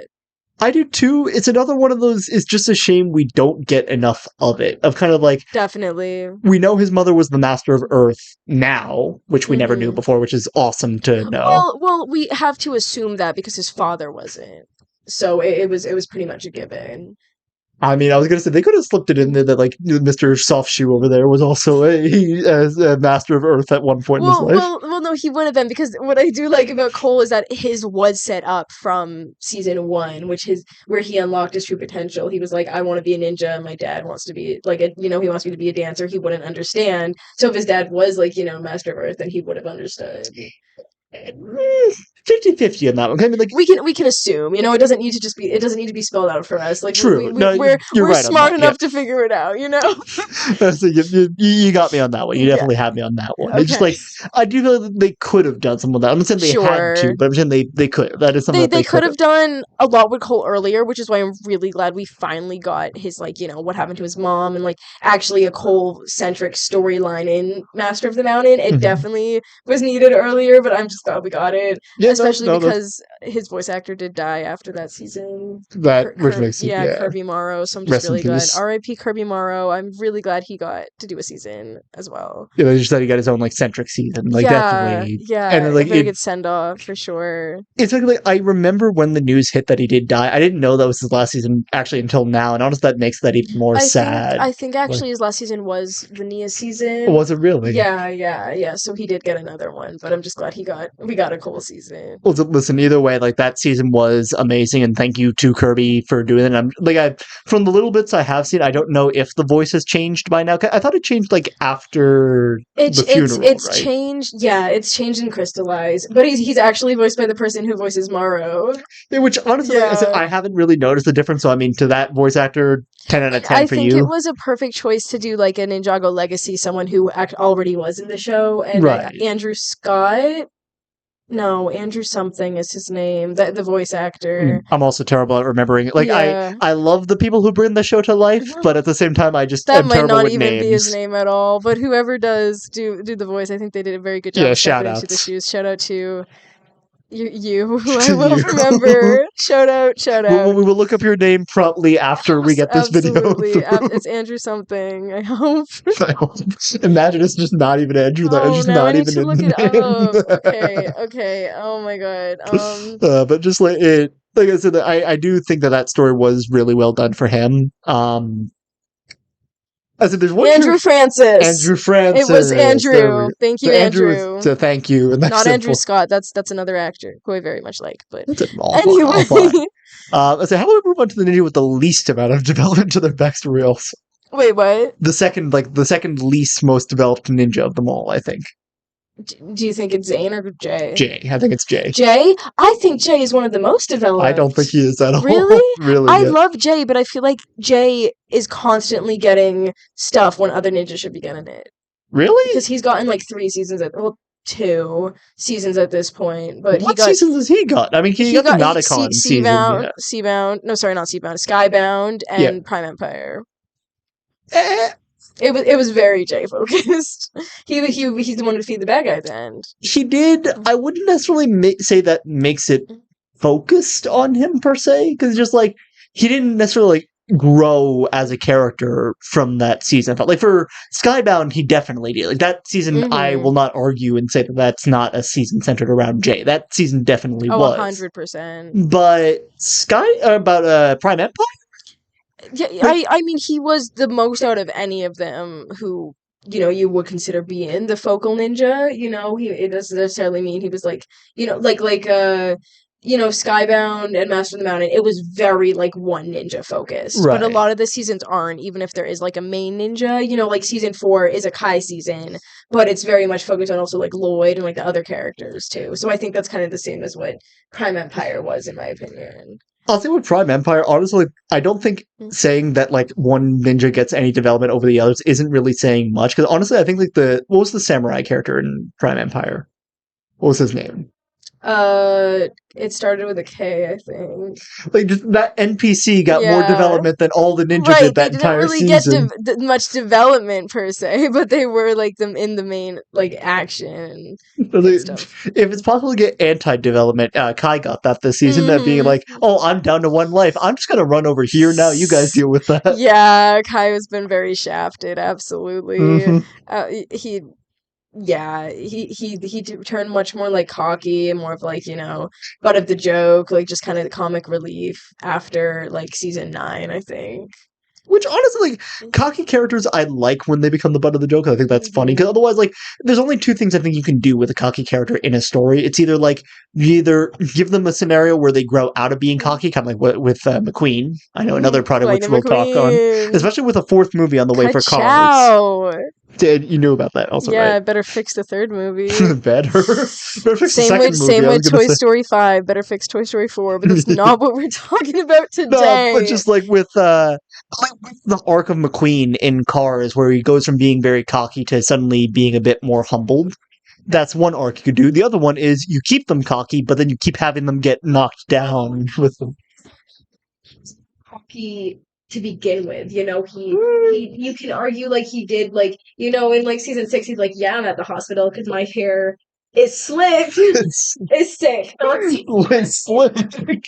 Oh my god, same thing. Yeah, no, okay. It's fine. Kai, he always had a bit of like, overconfidence, like, but he was never, I wouldn't really classify him as like cocky or like arrogant in like the first 2, especially in like season 5 when he was like, oh, I'll protect Lloyd. He wasn't like, he was like, he really wanted to be the Green Ninja, but they all did. They all were cocky in that instance. He just wasn't willing to let it go as easily as everyone. But his arc was realizing he had to, and that's how he unlocked his true potential. So I feel like they definitely regressed Kai and made him much more cocky when that was never his main character trait. I'd say like after season 3, it feels like kind of did become his main character because like season 3, the scene of him hanging underneath that car when Pythor found him kind of cements that for me. Season 3, I think he was a little cocky, but then 4 and 5, I don't think he was because they were very like he had a lot of development in those seasons, I think. 4, I'd make the argument of he was because of is that her name Skylar? Like that brought out the cockiness in him, but like kind of understandably so. Expected, yeah. But at the same time, it's still like it still brought that out in him, and he still kind of showed like, oh, I want to be flashy and win all these things, and like he did have the staff. It's a trait of his, but it's not his main trait. Yeah. And when he did have the staff, I really liked that moment because it showed how he still had a little bit of resentment that he wasn't the Green Ninja. Like it didn't just completely go away, and I really like that they did that. I think they could have even expanded upon that a little more, but I do think that because he was able to get over it, it shows how, he did change by unlocking his true potential. I guess, but just like I think like by the time we got to that season, like season 3 had already left the stain of his cockiness there, so it's just like, oh, it's back again. Here we go. Well, then season 5, he was like the brotherly figure to Lloyd. You're right. And his whole time, he's like, I gotta save Lloyd. I gotta make it up for him. I gotta be there for him. Right. So I think they did do a good job with that. But then after. And I think season 7 as well did a good job with him being like, protective and like having his arc with his parents. I just think after that they didn't really know what to do with Kai, which is unfortunate because in my eyes Kai was always the main character of the show. I know people are like it's Lloyd, but I always thought, we started off with Kai in the pilot. It was very focused on him in season 1. I always think of Kai as the main character. I don't know if you do. I mean, like it was his sister that got captured that led the story into leading. Yeah, he had like that hero's journey kind of moment. And I think like what works very well for that is again like it subverted all of our focus into thinking like, oh, it's gonna be Kai who becomes the Green Ninja. Like it has to be him, and that's the only one that makes sense for it to be. And I will still be bitter that I got spoiled that it was Lloyd, but I think it's incredible that it was Lloyd because, like you said, it was so obvious it could have been Kai because Kai was arguably the main character. It would have been logical sense. It was like Kai or or even Nia would have made a lot of sense, or Zane. And then like I don't think I would have expected it to be Lloyd if I hadn't gotten spoiled for it. Yes, and the culprit is right here with us. Yes, I got spoiled at a long story short, a Scholastic book fair. I got a Ninjago encyclopedia, and you know this is probably my own fault, but I read it and I didn't know that Lloyd was the Green Ninja until I read it, and I got spoiled. Well, the question is, do you believe in destiny? Because the thing is that we had never met each other before coming here to Ithaca, yet we both were spoiled by the same thing at the same event. Exactly. It's probably around the same time too. That's the funniest part of it all. Is that we both went to a book fair, we both found the Ninjago same encyclopedia, encyclopedia, both bought it, and both got spoiled by it. That's crazy. That's so crazy. Wow. And I have the Lloyd figure right here. Yep. The 15-year-old Lloyd. He's a little less old than that. Like the 12-year-old Lloyd figurine. I mean, he's got the what is it, Temple of Light armor on, so I mean, yeah. How old does that put him? I don't know. I don't know how old that puts me. I don't know. We're not here to discuss that. We're not here to reveal our ages. Nah. So, okay. Jay. Yeah, Jay. Jay. I think Jay. We know enough about him, but we could learn more. Like we've seen his mother in flashbacks, so she's the Master of Light, and we've seen her in I believe. I don't know if she was in the Serpentine War. She was in season 7 when they fought Crux and Acronic. She was in a flashback. And I believe Kai and Nia worked with her when they did go back in time at the end of that season. I'm gonna have to rewatch that scene because the thing is, I knew that Jay's parents in the junkyard were his adopted parents, and his actual father was like. I still can't believe that his father was actually Fritz Donegan. Right, Fritz Donegan, which was the one that Lloyd really liked. Exactly, as just well. like that. Yeah, that's why I couldn't believe that he actually was adopted. I was like, that's gotta be just Nauticon messing with him. I thought it was Nauticon messing with him as well for a while, but he actually was adopted, and you know that's why I liked Prime Empire. Wasn't my favorite season, but I liked how Jay was able to defeat the quote unquote bad guy. He was able to relate to them, and he was like, I was abandoned by my parents too. Like I was adopted because the main character, who was like ended up being the little boy, felt like abandoned by his creator. And so I think that was a really good choice to have Jay be the one to be able to relate to him like that. Yeah, which will say I'm biased toward that story because I know what that's like, having a creation and kind of like feeling that separation from it. But essentially, I don't know. I guess I never really felt that it was cool that Jay could relate to him, but that never really felt like an arc, I guess, for him. Well, it wasn't a character arc. I just like how they chose Jay to be the one to do it.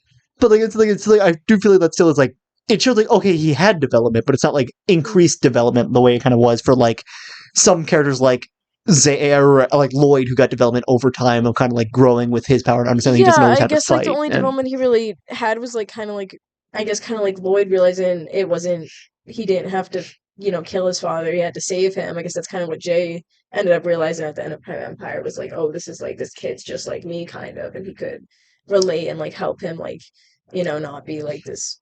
Oh, so that's a rather graphic lesson of I don't have to kill my opponents. I don't have to kill this small child. Yeah. Which goes back to okay, I will say this about Wu as well. I will give him a little credit for this. One of my favorite quotes of the show is in the episode where they do get young Lloyd on their team in season 1. The whole episode was what's the best way to defeat your enemy? And at the end he reveals it's to make them your friend. And I think that's also a thread line that carries out throughout the show, with Lloyd helping Garmadon turn good again, and then now with Jay and the Prime Empire Unagami, I think his name was, and I really like that theme. I do too, and I mean, I think that there is something so powerful about being friends with your. I mean, again, Owl House fans in the house here for the reflection of how Amity and Luce became the best couple in all of cartoon history. Enemies to lovers. Yep. Which I don't think Wu was getting at. Nah. He might have been projected a little bit. I don't know. No, here's the thing. Plot twist of the century, we have Wu and Asphira fall in love with each other after everything. Oh my god. They're honestly... I ship it. No, sorry, Asphira can do better. Sorry. Asphira can do better. She can. I thought you meant Wu can do better. I was like, nope, here. See that. Wu does not deserve anybody but Misaku. Which is funny because that's the person he fell in love with originally. Yeah. There you go. Now we just need the two of them to actually like. I mean, like now that Garmadon's gone, I mean, like I don't want any screen time wasted on making me watch them get together. It can be implied, but I don't need to see. Like we don't need to actually like have that be on screen. I don't. I'm still thinking like people are suckers for love stories. I'm a sucker for a love story. For but that love story.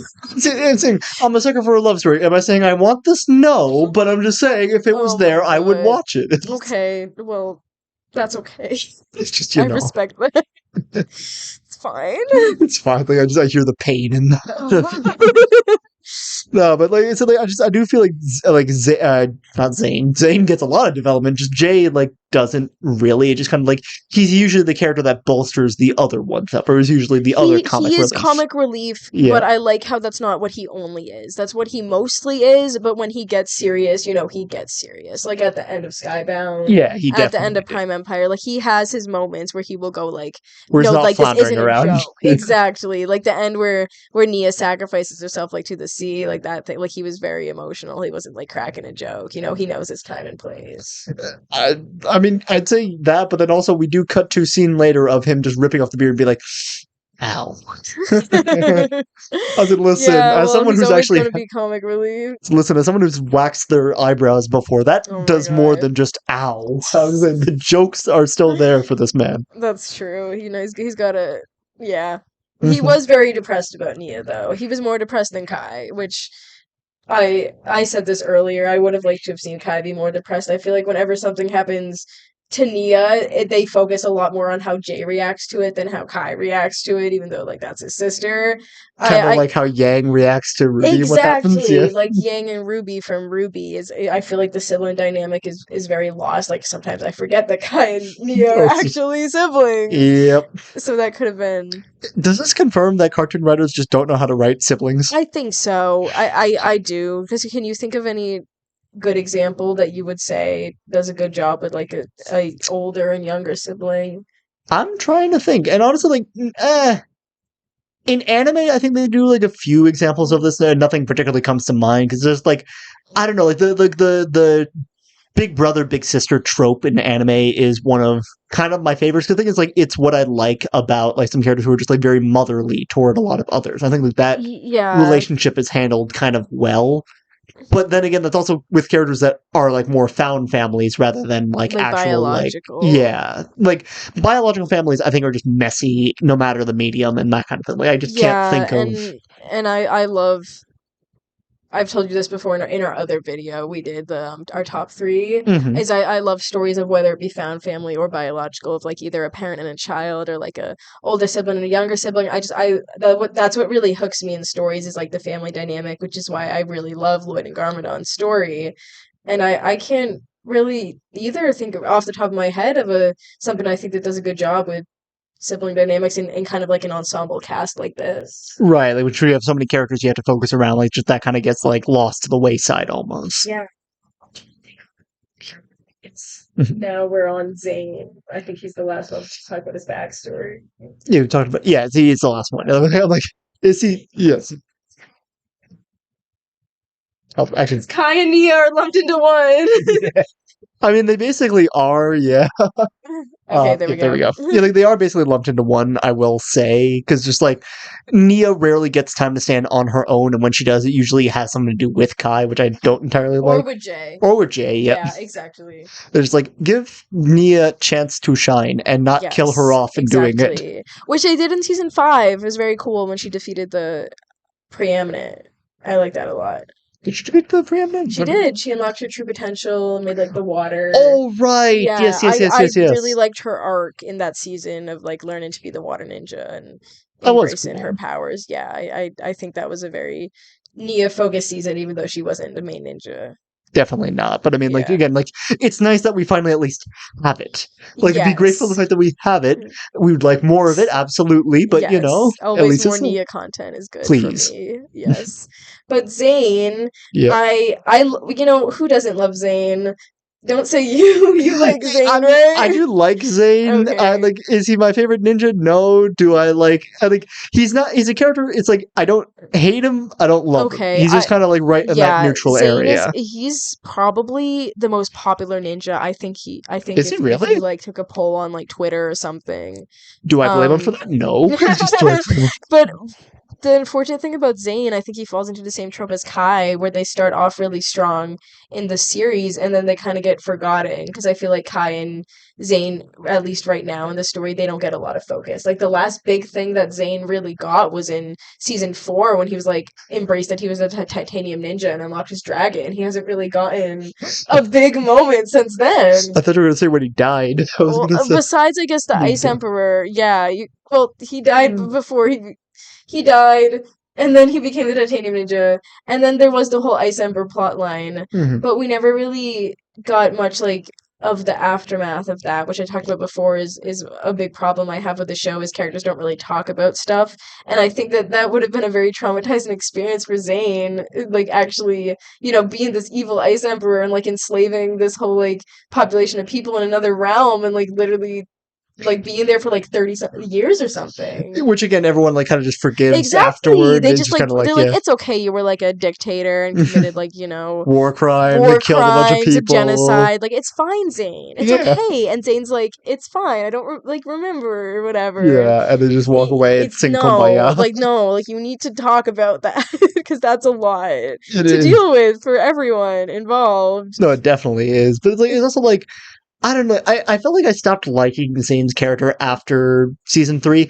and I don't know if it's because of the fact that just like I went through the emotional turmoil of him dying and then having him And come then back, him and it's just coming like I'm getting back. real sick and tired of them Which doing this. I'm glad he didn't stay dead, but I think another Yeah. big thing about it is his design change, maybe how he became more robot like with the titanium ninja, which I do think is cool, but it's just after he became like, he after he was brought back, they didn't really know what to do with him. Yeah, like, I feel like his personality kind of like It definitely changed did. afterward, and then it just kind of like stopped being Zane. He Like it stopped being, became more robotic, which is weird to say because he is a yeah, robot. But I feel like the writers were like, "Oh yeah, he's a robot. That's his personality now." When his personality, it was never like, "Haha, I'm the robot." It was like, "I'm a robot, but I'm still, one of you." And my personality is more so that I'm like, kind of quirky. like quirky, exactly, and like Mhm. different.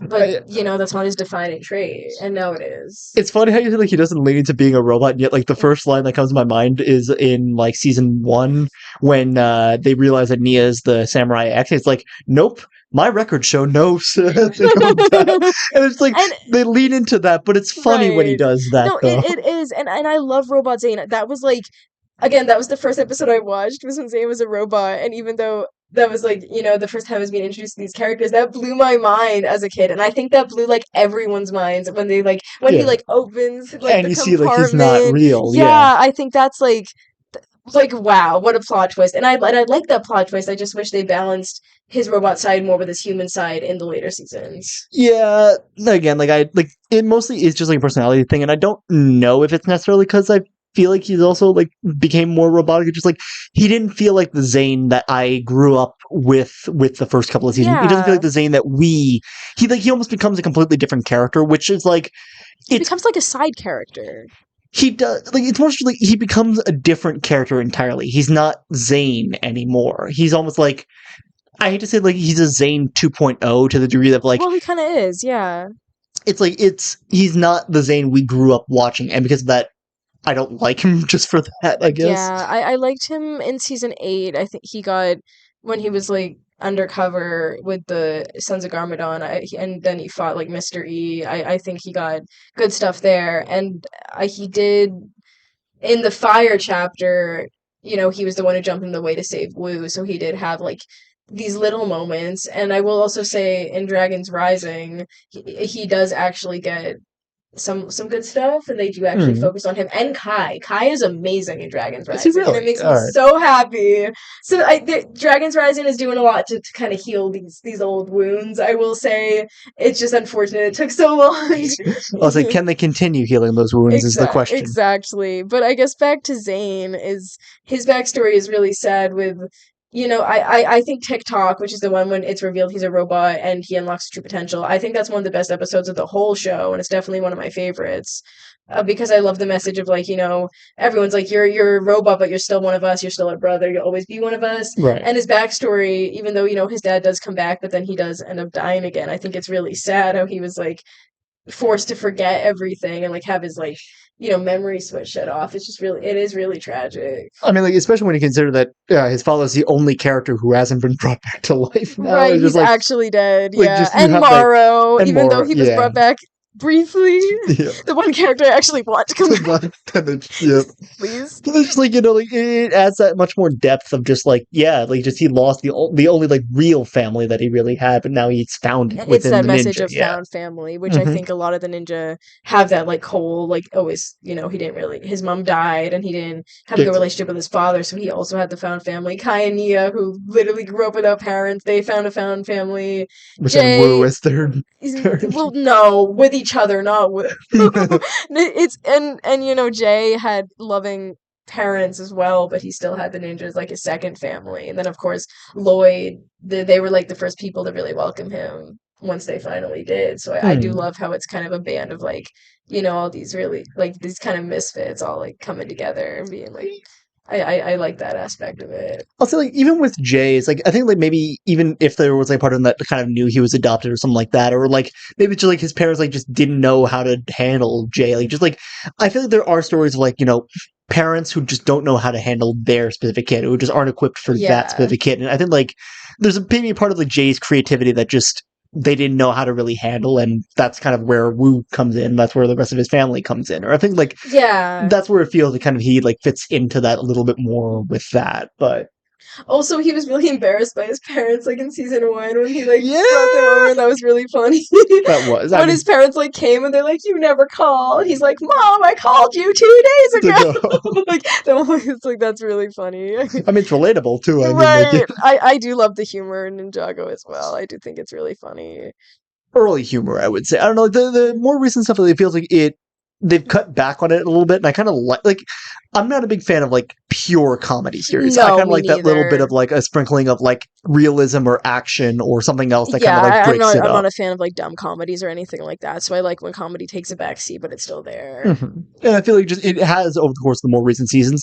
That said, the comedy that's in the more recent seasons of Ninjago, I don't feel like is as strong, and that's not a bad thing. Like I think I like it It's better hit or that way. miss. Yeah, but it is definitely hit or miss. And it is more subdued, which I do like when they're talking about I guess more serious stuff. I mean, like Master of the Mountain, I think it had funny moments like Kai and Zane with like their like snail race or something like that made me laugh, but It made me laugh, but that scene also gave me such a headache of like, Zane, put aside your freaking morals. Just do the thing. You Oh put my aside your god. morals for less For before. less than the Zane? Exactly. It's just Oh like my god. this is where you draw the line. The snail race is where Zane draws the line. Yeah. That's so funny. Also, onto Zane, Mhm. the show never outright said how he did get his elemental powers because it Right. it's implied like in season 3 he like has like his energy source that he shares with Pixel, which is like that glowing blue thing, Right. and then when they did show flashbacks of Wu finding everybody throughout 8 and 9, if you remember that, when he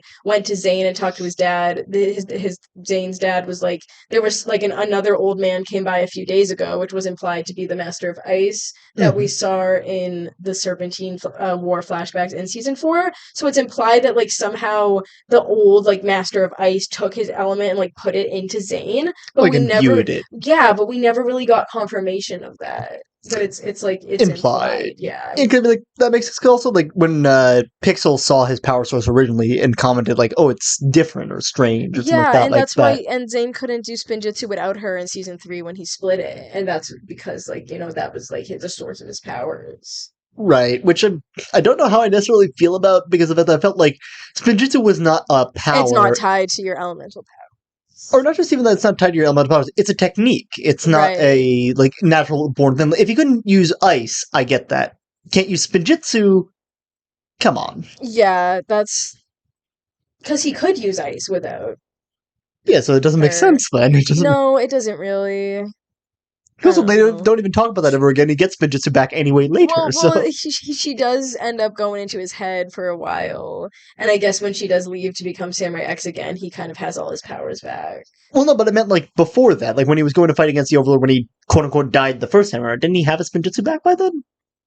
Did he? Yeah, I think he was even using his I Spinjitzu. don't know. Possibly.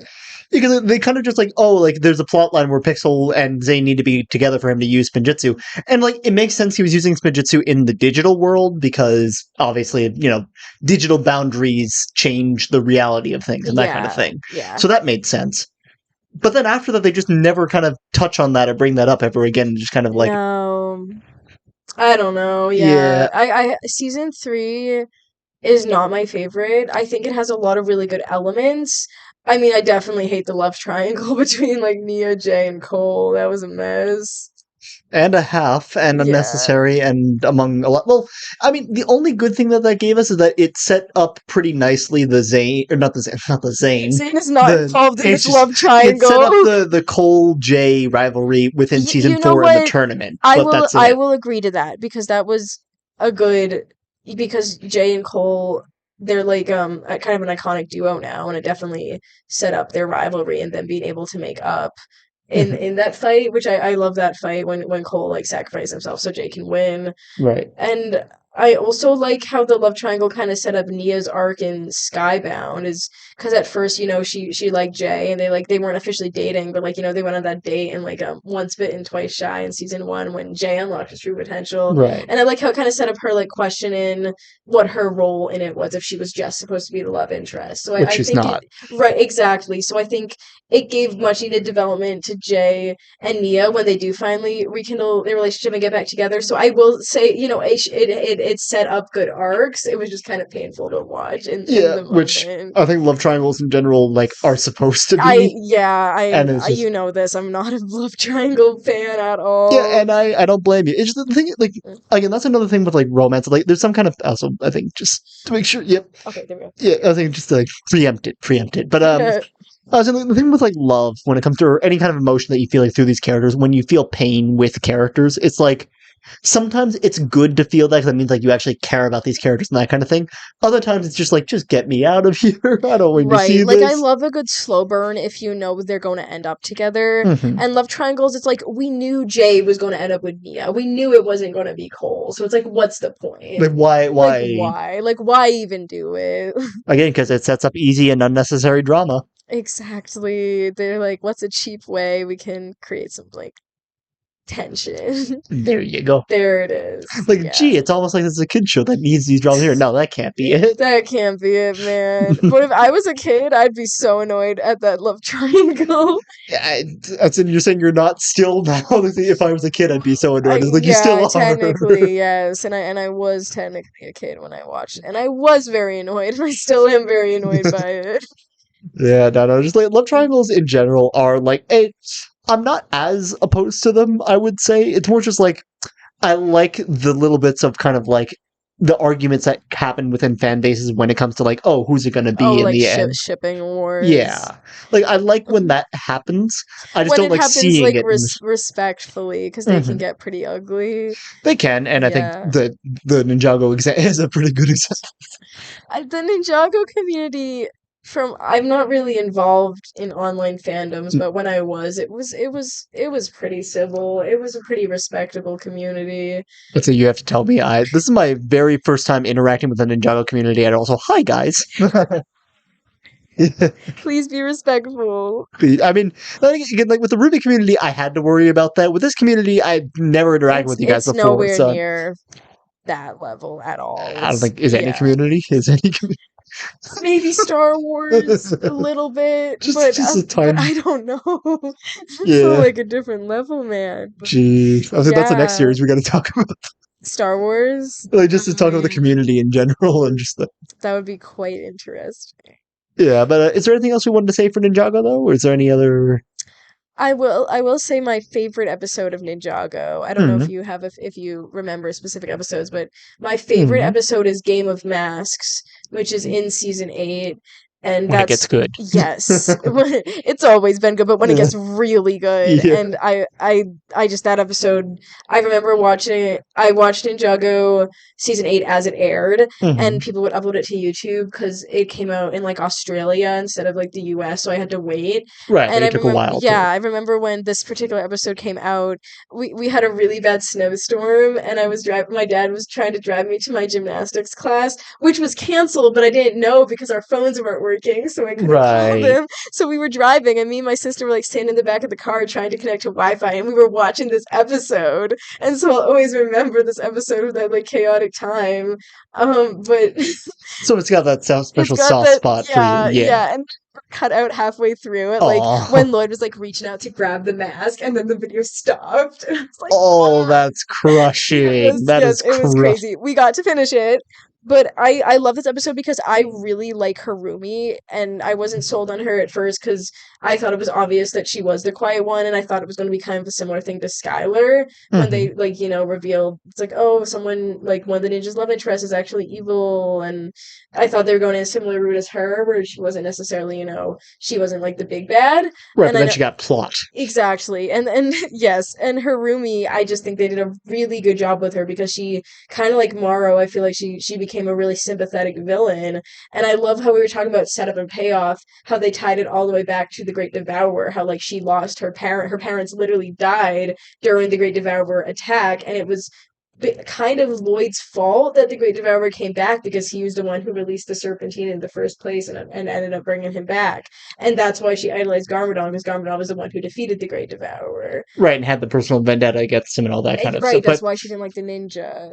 then, like, I know this becomes a plot line later in season 15. Like, I know they discuss it, but it's also kind of funny to me, given that like Garmadon came from the Overlord, who came, or like the image of Garmadon that we kind of like knew, and the kind of one that she was idolizing came from the Overlord, who created the Great Right, Devourer, but who she started all of she this. doesn't know that. Right, like, and Yeah. I know that becomes like a big reveal, like later on, like she has like an audible, like when she realizes the Right, Overlord does exactly. And that. that's why she's But like, and that's kind of why she does, well, I don't want to spoil well, I mean, it. I know She gets which kind of I like a know. quiet redemption, I guess, in a way.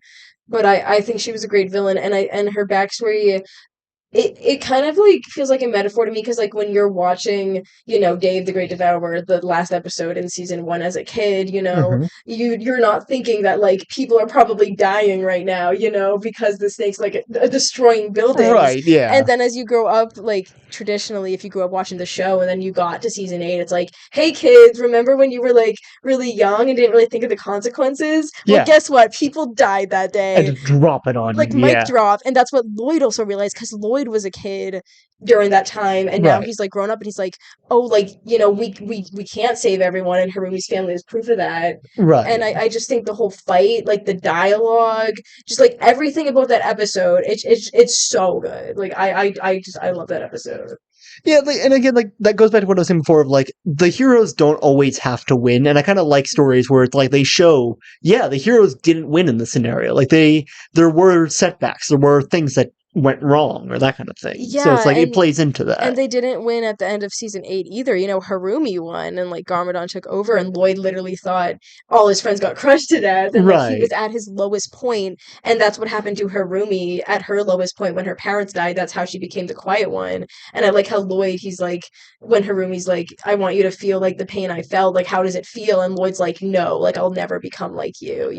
Right. And And he and I stood back up. Yeah. exactly, and I just think that's so powerful, and I love season 8. It's so good. Oh no, it's good. And honestly, Yeah. like if nothing else, that one revived my love after Hands of Time because I just didn't It really. did for a lot of Mhm. people. Yeah. Yeah, so like I'll hats off to season 8 for that. Like I mean, like the other seasons that came after were not bad. It's just like the ideas didn't feel like as probably developed, I guess is the best word I I have think for it. 8 and 9 are peak Ninjago. I don't know how you feel about Hunted is the name of it. Was Hunted. It I'm trying was to remember. when they went to the realm of the Oni and the Dragon, it just like kind of finished the arc Oh, of you mean 8 like and 9.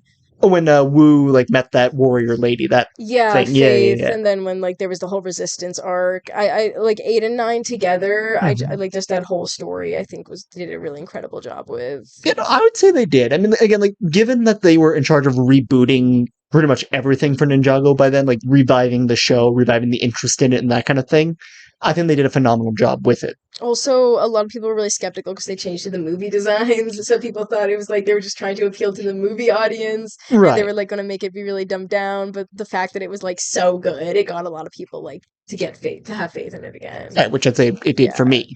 But yeah.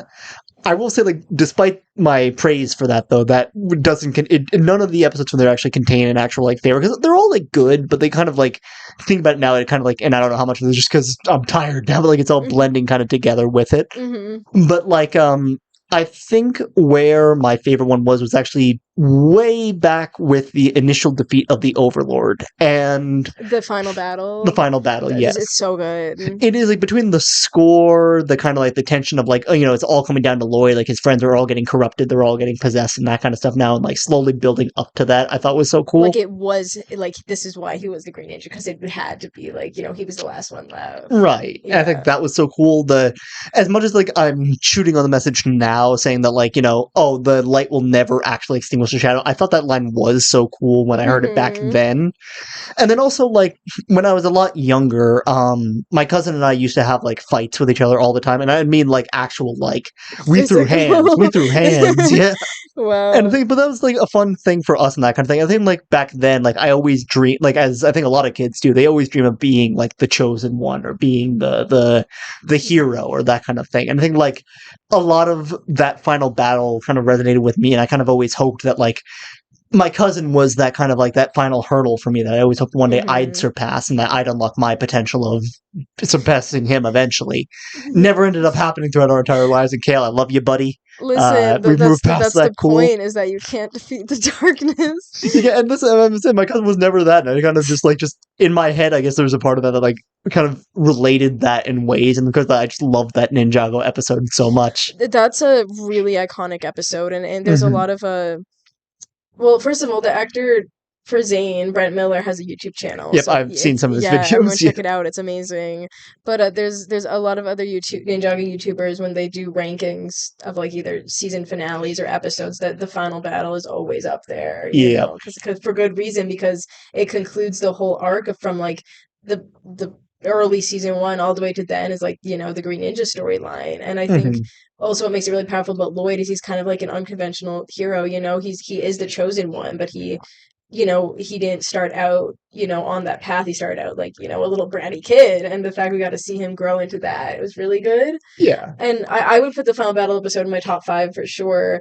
And like I talked about Garmadon before, I thought Garmadon was just gonna die, you know. I thought he was dead, and then when they brought him back like as a sensei, like as like a good reformed like bad guy, like that just made me so happy, and I'm so glad they decided to go that route. When like, you know, we do see him come back like out of the rubble after the final battle, it's just.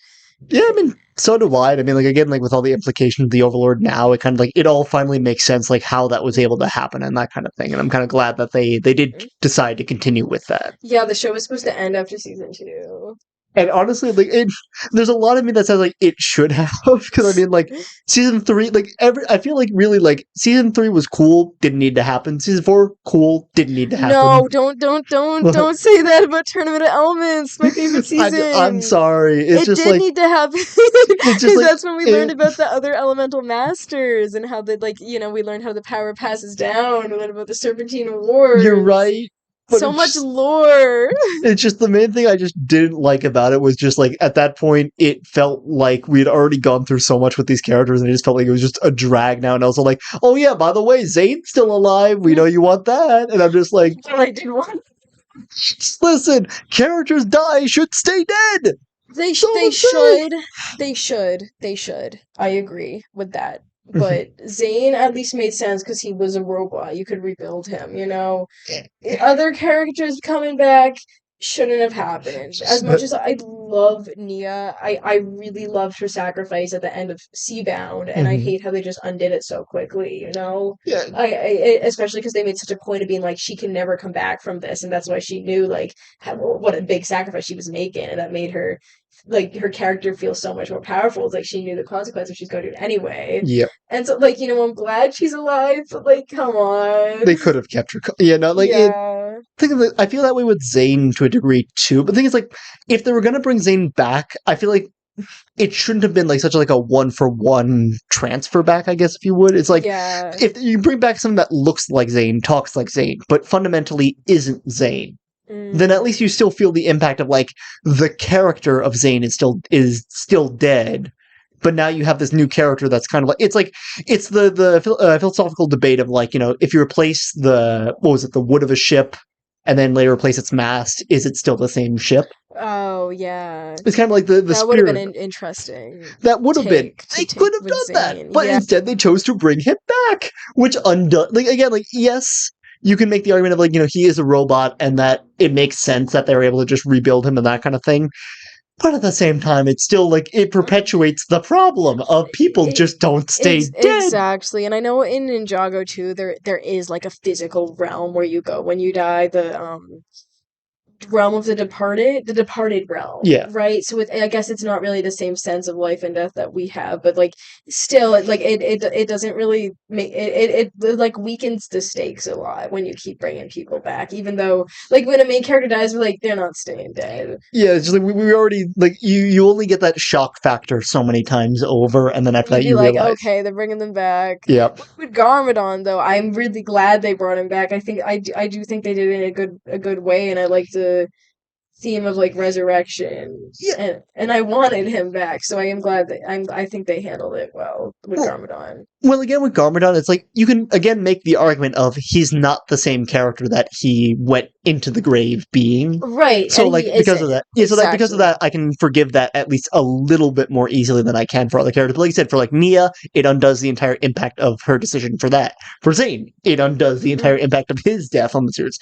He was like the first Exactly. main character to die from the series, right? Yes. So it's like it just undoes that like that heartbreak that we feel for seeing that happen. And I know they did hint at him being alive at the end of season 3, like when Pixel ran to like Yeah, the are we compatible now? Yeah, that so at scene. least they didn't just like decide to randomly like undo it the next season. There was like the breadcrumbs like we've been talking about, but it's still like still feels cheap. It still feels cheap, exactly. Yeah.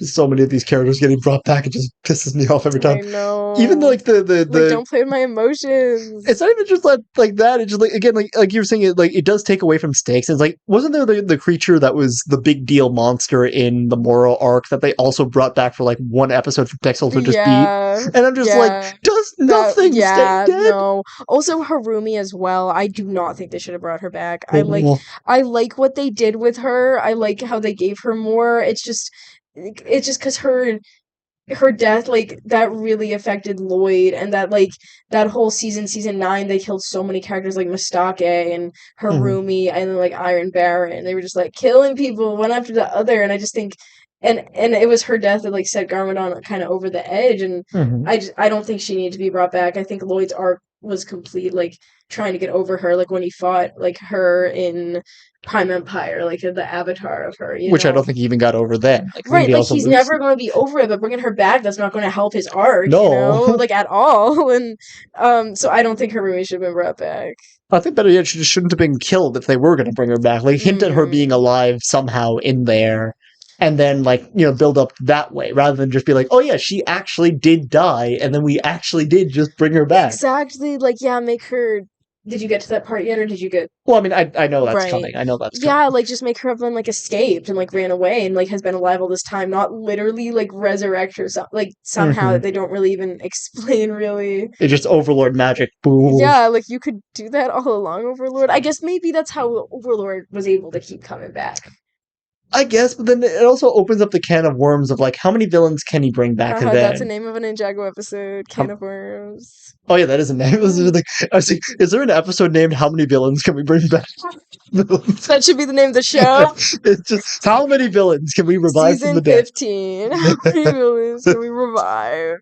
It's just gonna be like, well, like they do bring back Pythor. I know they bring. Well, the mechanic was never gone. Well, but I mean, Pythor was never dead.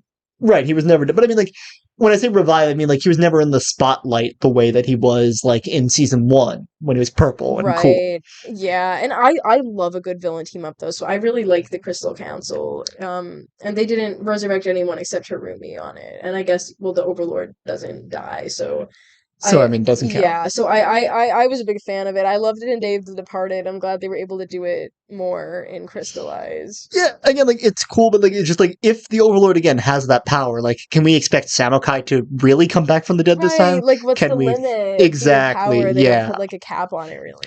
Yeah, which, like, for the Overlord, I don't necessarily mind him not having a cap, but it's like, usually I like there being a cap to a lot of things. Also, speaking of caps, there's one thing we haven't discussed in the entirety of this, which is, like, I understand why they felt they had to do this, but at the same time, I also feel like they should have put, like, a physical cap on it. I don't know. What is it? Spinjitzu, or not Spinjitzu, not Air Jitsu, Air Jitsu. Oh, it's like Spinjitzu. The Air Jitsu. Yeah, Air Jitsu, they're elemental dragons. Like Mhm. the power's not coming back. Yeah, it's like, I understand fully why they had to nerf it because of the fact that, they were just getting too strong. It's like, Yeah. eventually I feel like every story you write, like, eventually a character goes through so much, you really just can't put them in situations that put them in danger as often. Yeah. But, like, giving us the reason that it's an active choice that they're not doing it when they've been put in situations where they almost die multiple Well, is times. it like because they haven't really acknowledged in the newer seasons that like they still have the power, they just choose not to. I feel like they tried to kind of explain it, which I don't really like this take, but they said like when they changed time, when Wu went back in time, they're like that could have had like consequences we don't even know. Like an And then undid. yeah, and then when Cole says that, he takes off his hood and he looks different because it's the new design. So they kind of implied that Oh, like so the then... timeline changed slightly, which I'm not the biggest fan of that, but it kind of fixes the issue. But then that's like, well, do you not remember, all the other seasons? Well, I mean, the issue I have with that is, well, I'd say, that is a better explanation than, like, oh, they're just choosing not to do it because it taps into dark power and that kind of... Like, bro, if Yeah. I'm dying, I don't care. I'm gonna do it anyway. Right. But then it's also, like, even in Prime Empire, they reference that they still know, that they know of Air Jitsu. It doesn't even Nia say, like, oh, I think I just unlocked Air Jitsu. Oh yeah. Like, she directly right. says that. That's right. Yeah, I don't know. Well, the answer that the creators gave was that they wanted to make the like, subdue the ninja's powers a little bit, which is like, it's cheap, Like, I get it, but at the same time, it's just like, if you're gonna do that, at least, like, give us an actual, like, maybe, like, they got the powers absorbed during a battle, and now they don't have access to them anymore, or something else that Yeah. resulted in them, like, losing that ability, rather than just, they're choosing not to, because then that makes them look really bad when they end up in situations where they could use And it. I really liked the elemental dragons, and I liked how they brought that back when they unlocked it in season 4. They used it in like 5, 6, 7. Like I remember Lloyd using it in season 7. I remember Wu unlocking like his golden dragon thing in like season 5, right? He like Something like that, made a yeah. dragon, which was pretty cool. So I liked when they kept those new powers they had, and It was would have consistent, been, yeah. it was consistent. It would have been cool if they kept with it. But It wouldn't have been, but then they just chose it. Because there's something Yeah. like the moment when they were falling, when Lloyd and Hermie were falling, how many times was I, like, hitting the space button, like, Air Jitsu now, where are you? Exactly. And it's just like, when you're falling to your death, I think that calls for using it regardless of the consequences. I agree with that as well. Yeah. I'm sorry. I am sorry. Don't apologize. It's true, I know. It's just like, I think, like, I was even having a talk with, like, Chris last night. We were talking about Ruby, and it's just like, the moment I realize so many of these things, it suddenly just, like, makes me not enjoy it because I start picking it to pieces for that. And again, it's important to like, analyze stuff we don't like, but I don't want it to like take away from like, The good that what it we does. do like, Yeah, which, like, again, for all the stuff that I do say that I adamantly like does make me upset that they do, there are a lot of things. This show is very near and dear to my heart, especially just because it's a show that my cousins and I grew up watching when we were very young. I remember, like, I had the pilot to season 2 on DVD, and I had a DVD player. It tells you how old I am that I had a DVD player. Shout out to DVD players. Yeah, I had a mobile DVD player with me that I took everywhere I went, and I watched Ninjago with my cousins. Aw, yeah, no, I love Ninjago. It's definitely one of my favorite shows, and I really enjoyed when I got back into it in like 9th grade of high school.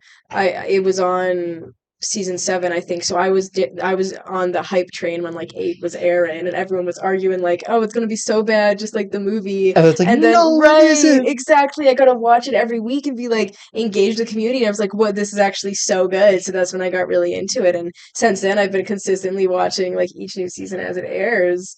And it's just it has its faults as we outlined, like for Yeah. sure. And at the end of the day, it's a kid show. It's a product placement, but the fact that it's both those things and still happens to be really good, because they could have made the show like terrible. It didn't have to be good because they still would have sold the toys. They could have put Yeah. in like no effort at all, and it still would have made a profit. But the fact that they decided to actually put effort into it and actually try to make it a really good show with like really good characters and like plots and themes, I think that speaks a lot of like the creators behind it.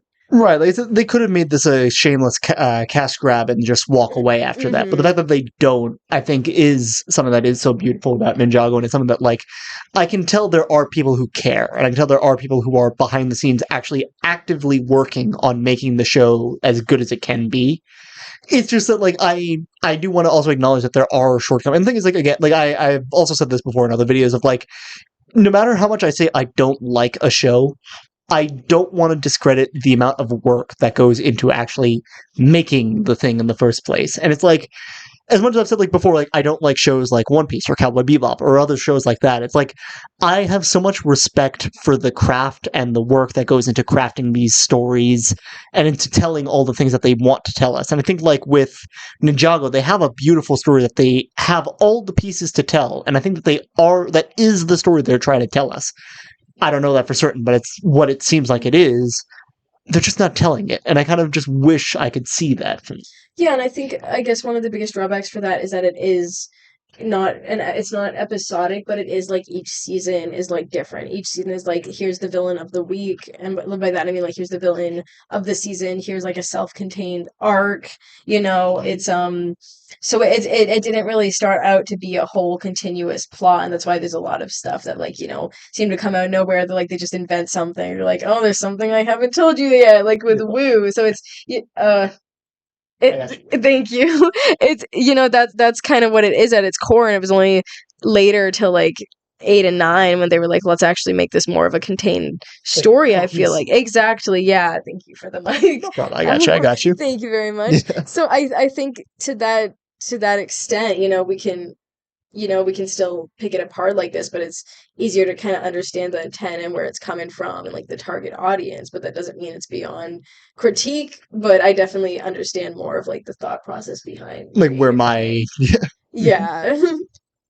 yeah, no, just it's a great show. I will definitely say that it is a great show. It's just again, there's a lot of things I do feel like we could do more, and it's like And it's still going. and it's still going. And it's like the thing is, like, I also don't even know if I want to. Like, I mean, like, I do want to continue it after I finish season 15 because I mean, the seasons so far have been good. I mean, 15 will probably make or break everything. I will say, but at the same time, like, I do feel like no matter what, like, I'm gonna get to the end of 15 and I'm probably gonna take a break from Ninjago, like, move on to other stuff, Yeah, and then like come back. definitely take a break because that's a lot. But Dragons Rising is very good. That's the thing I've Yeah. heard, and I was like, I don't know how true this is, but I have heard theories again saying that like I heard like some kind of merge happens between different dimensions, and then like we see Wu, and then he's suddenly gone missing, so they don't know where he is. But then like they hear his voice, and there's someone else who has like the gold spinjitzu like he did.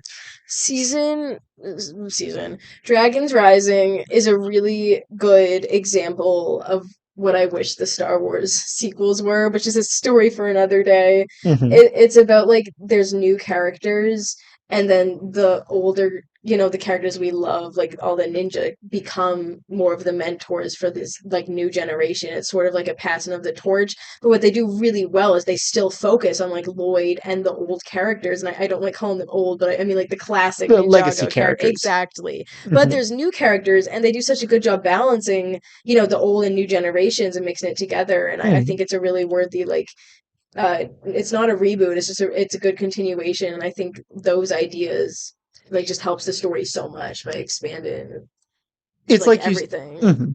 it's like you said, like it's the passing of the torch, where it's just like Yeah. it's the new wave, it's the ones to take up the mantle after the ninja are gone, which is like I wish every story kind of got that chance to do it, because the thing is like I think like every hero eventually reaches the point where they're like, I don't want to say too old to do it, but like they can't protect people like they used to be able to. So it's like you always want to see the stories of kind of like how does the next generation rise up, or where's the next level in the story? Because the thing is, like we're saying, evil's never going to go away, and it's kind of like cool to see that like even like off the screen, the ninja know that like their day is coming soon, and they're just getting ready for the next wave. Which is again why I'm so mad that Wu doesn't do that. No, exactly, and that's why, like, what they hinted at Lloyd was becoming a master in season 5 and in season 7 when Wu was out of commission, he kind of had to step up, and then they kind of dropped that plot line of like, you know, Master Lloyd or like Sensei Lloyd, and I love stories like that where, you know, we see the character grow and like get their journey where they're trained by someone, and then they reach the point where it's now their turn to give back.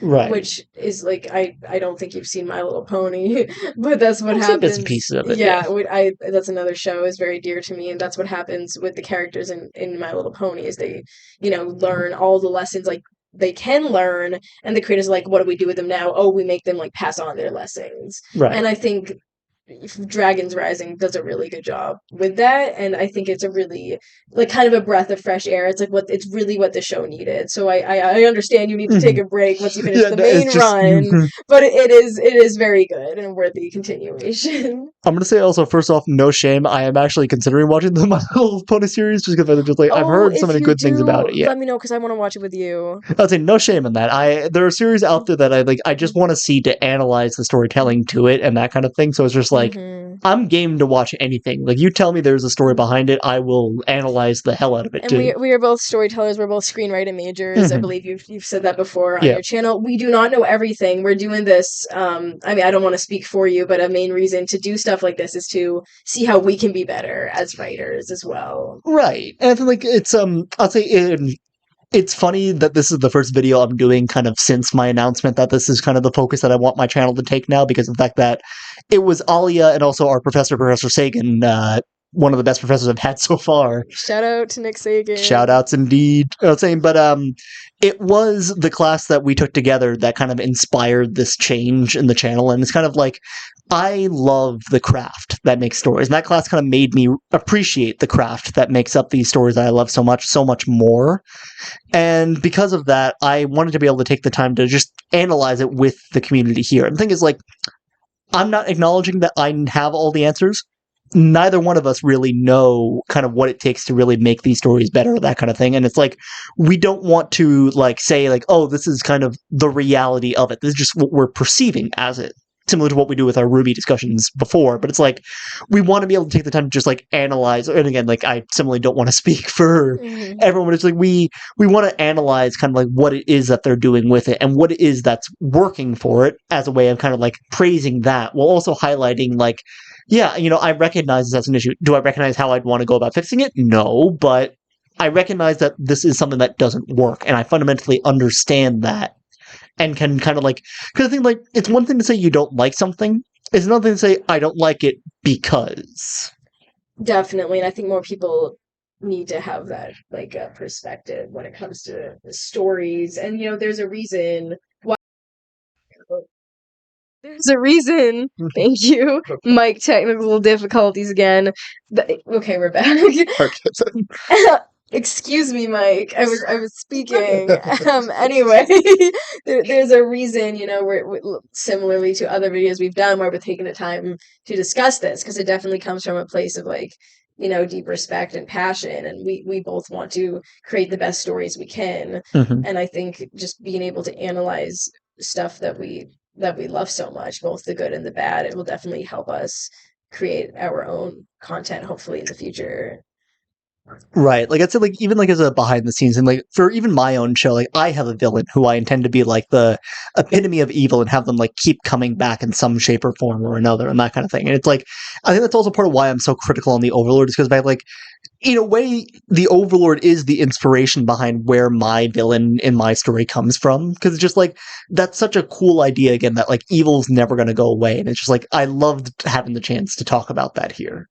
Yeah, and I've definitely like thought about that a little bit before, but I never really went this in depth into that whole like the whole concept and the whole themes really behind it. And I also really I really enjoy stories about good versus evil and like, good overcoming evil but not like ever fully beaten it. And that's why I love stories like, The Lord of the Rings and Mhm. stuff like that because at the end of the day it's always good to see characters that are just good and see them like persevere and overcome and we can love villains, we can love anti-heroes, but there's Definitely. something, yeah, but there's always something just so like I don't know what the right technically the right word would be for it, but it's just something so like inspiring of watching stories like this. And I would love to see the themes explored more if there's other mediums that have similar themes as this. Or like similar like kind of stories like that. It's like Yeah. similar like I love the battle of good versus evil. I think like I hate to say like it's basic, but because of that, that's why it works. Hmm. But it's like it's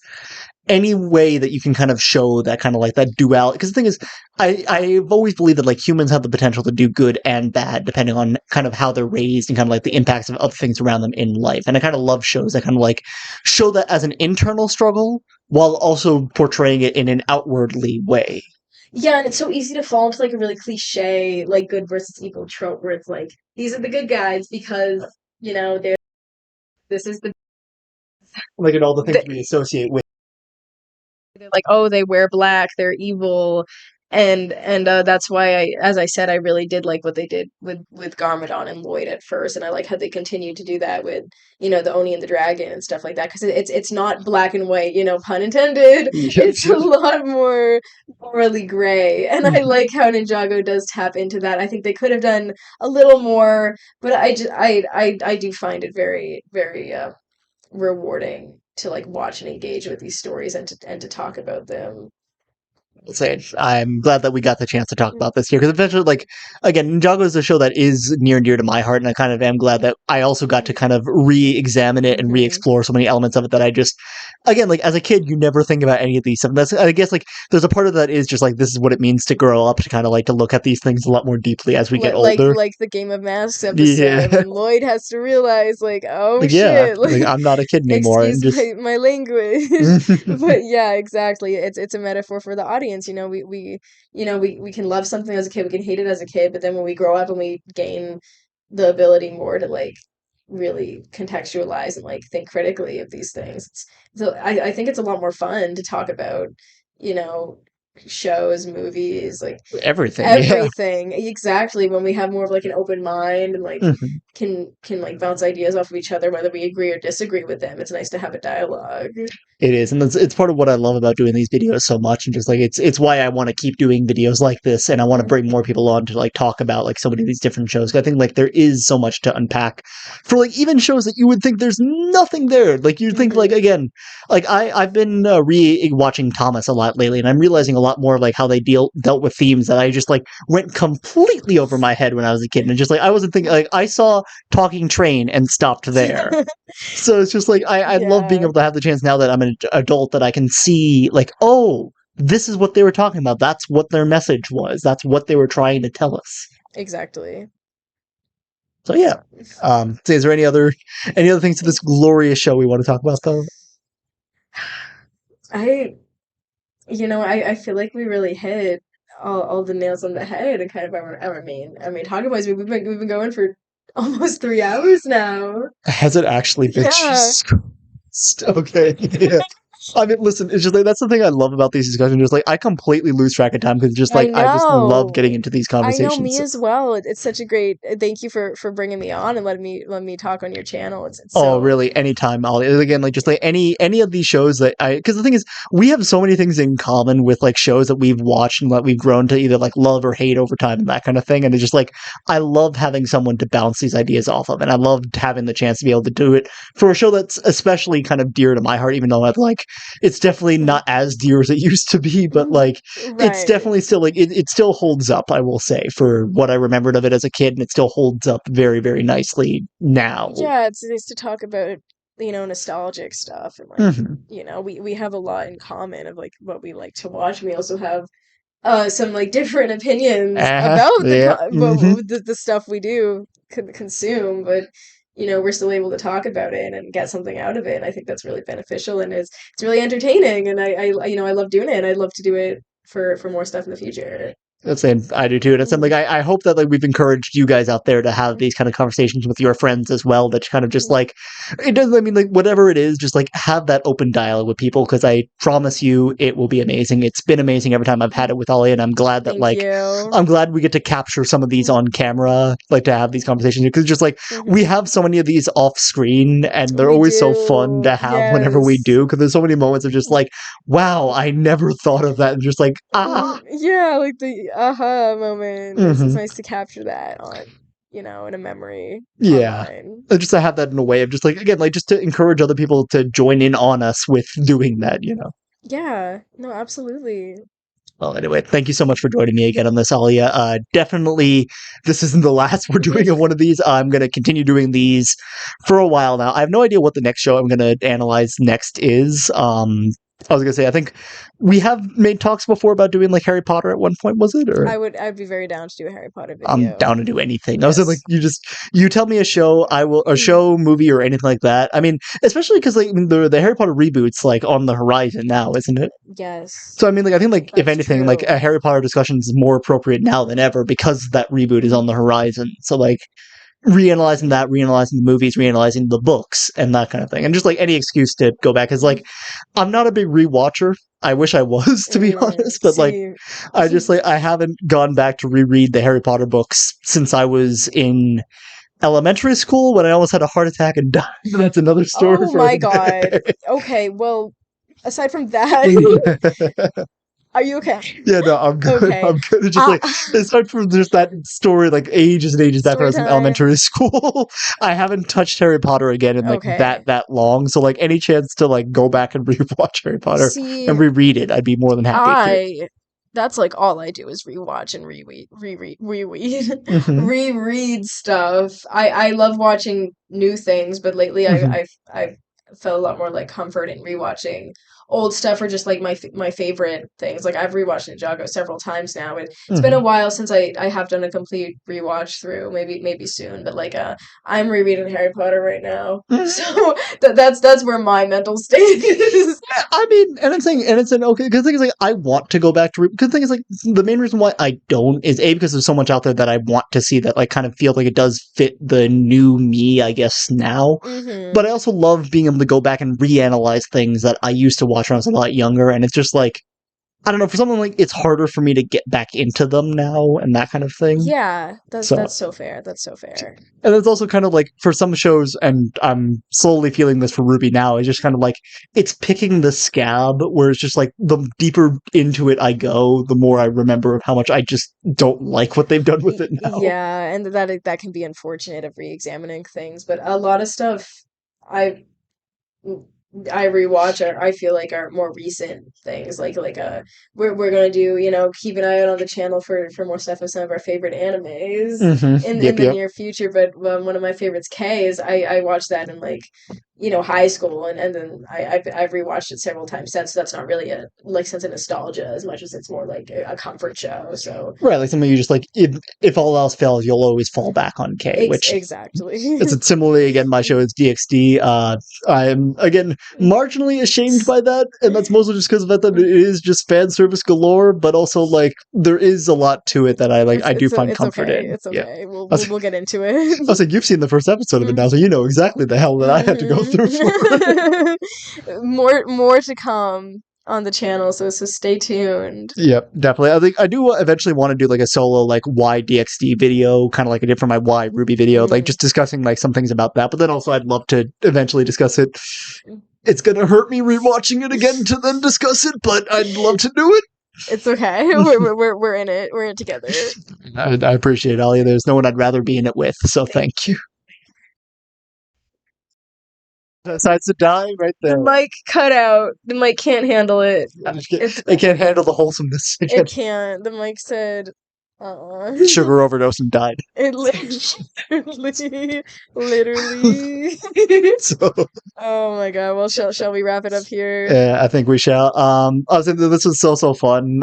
Again, like any shows you guys want to see us recommend, like leave it down in the comments below. If we have any kind of like emotional connection to it, then definitely we'll consider it. If not, like I'm game to watch new stuff. It's a little harder for me to get into that now because life kind of go burr sometimes, but relatable. Yep. So it's just like, I mean, it's harder for me to do new stuff, but I mean, I'm happy to at least venture, like dip a toe into it, if nothing else. Which we will be doing. Yeah, no, 100%. Like I've developed a rule, and I guess I'll go more into this like in another video of like, it's the first like 3 or 5 episodes that matter the most for a series, and it's like if it doesn't hook you after that, out.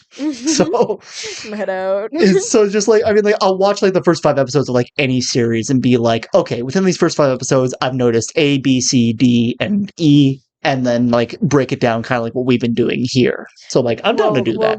Thank you for sticking with Ninjago. You're almost there. Yeah, I am. As in, I don't want to say Ninjago is the show that made me decide that maybe I should stop at the first 5, but like. It's just, I don't know. Like, I'm happy to do these like high commitment shows. Like, I mean, I've done One Piece, I've done Naruto, I've done. It's not to say Ninjago's like the hardest commit I've done because I've definitely done worse, but like it just there's just like there's a lot of just like high commitment shows, and it's like I'm not against doing high commitment shows, just more so that like I want shows that like give me more bang for my, like give me a reason to want to keep going through these characters. And I think Ninjago does such a beautiful job of like it's developed these characters enough that I still care about them going into the stuff, and it's not just nostalgia that's driving me through, and it's not just my promise that I finished it driving me through. Like if anything else, you know, at the end of the day, the characters are so compelling, which I've talked about before. It's for me, it's characters are just the main thing that gets me into a story. If there's not good characters, but like there's a compelling plot, like I'm not going to enjoy it, you know. So right, I think Ninjago does a great job with their characters and making them distinct and giving them all their moments to shine, no matter how late they may have given them. They all get them. Yeah, and I commend it for that. As do I, and I'm looking forward to continuing watching it. I'll probably be watching more episodes of it before I go to bed tonight, while I'm editing this video. But yeah, that's about I think all we got to say. Be on the lookout for more content from us as always. Make sure to like, comment, share, subscribe. Let your friends know about these videos that we do. If you enjoy it, you know, like let us know any of your thoughts. If there's anything that we've said throughout this video that you don't agree with, don't say that we're wrong. We're not encouraging that. All we want is just to hear, like, you know, what do you guys think? We want to understand, like, what is the mindset of this community? We want to understand kind of like, we want more perspectives to grow our understanding and our views on. Yeah, be involved, you know, speak up, share your opinion, and you know, I'd be happy to hear it as long as we can have the mutual respect for one another, which is a point we really want to hammer home here. And I think we've said it enough, but just we would love to have more people be engaged and see what their opinion is, if they agree or disagree with us. You know, no shame in either way. You are allowed to say whatever you'd like, as we have said here. And I think that would that just makes it fun when we have different opinions and when we're allowed to talk it out and hear from each other, because that's really how we kind of grow as people, is understanding like other sides, which you know, I think we do a good job with.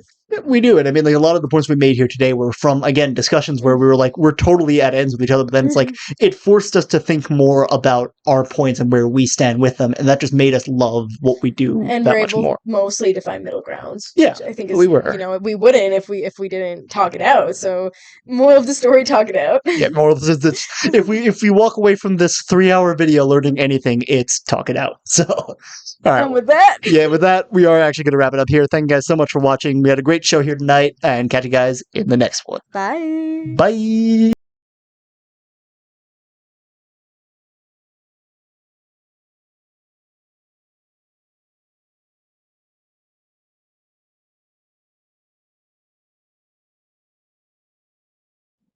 Hello, citizens of the world.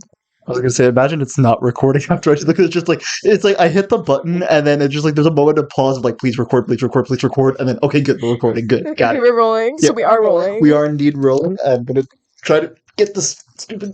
Okay. There we go. There we go. That's ASMR over here. ASMR of just me wrestling with my keys. Yes. Yes, Ithaca College ASMR style. Welcome. Yes. All right, let's see. Okay, let's see.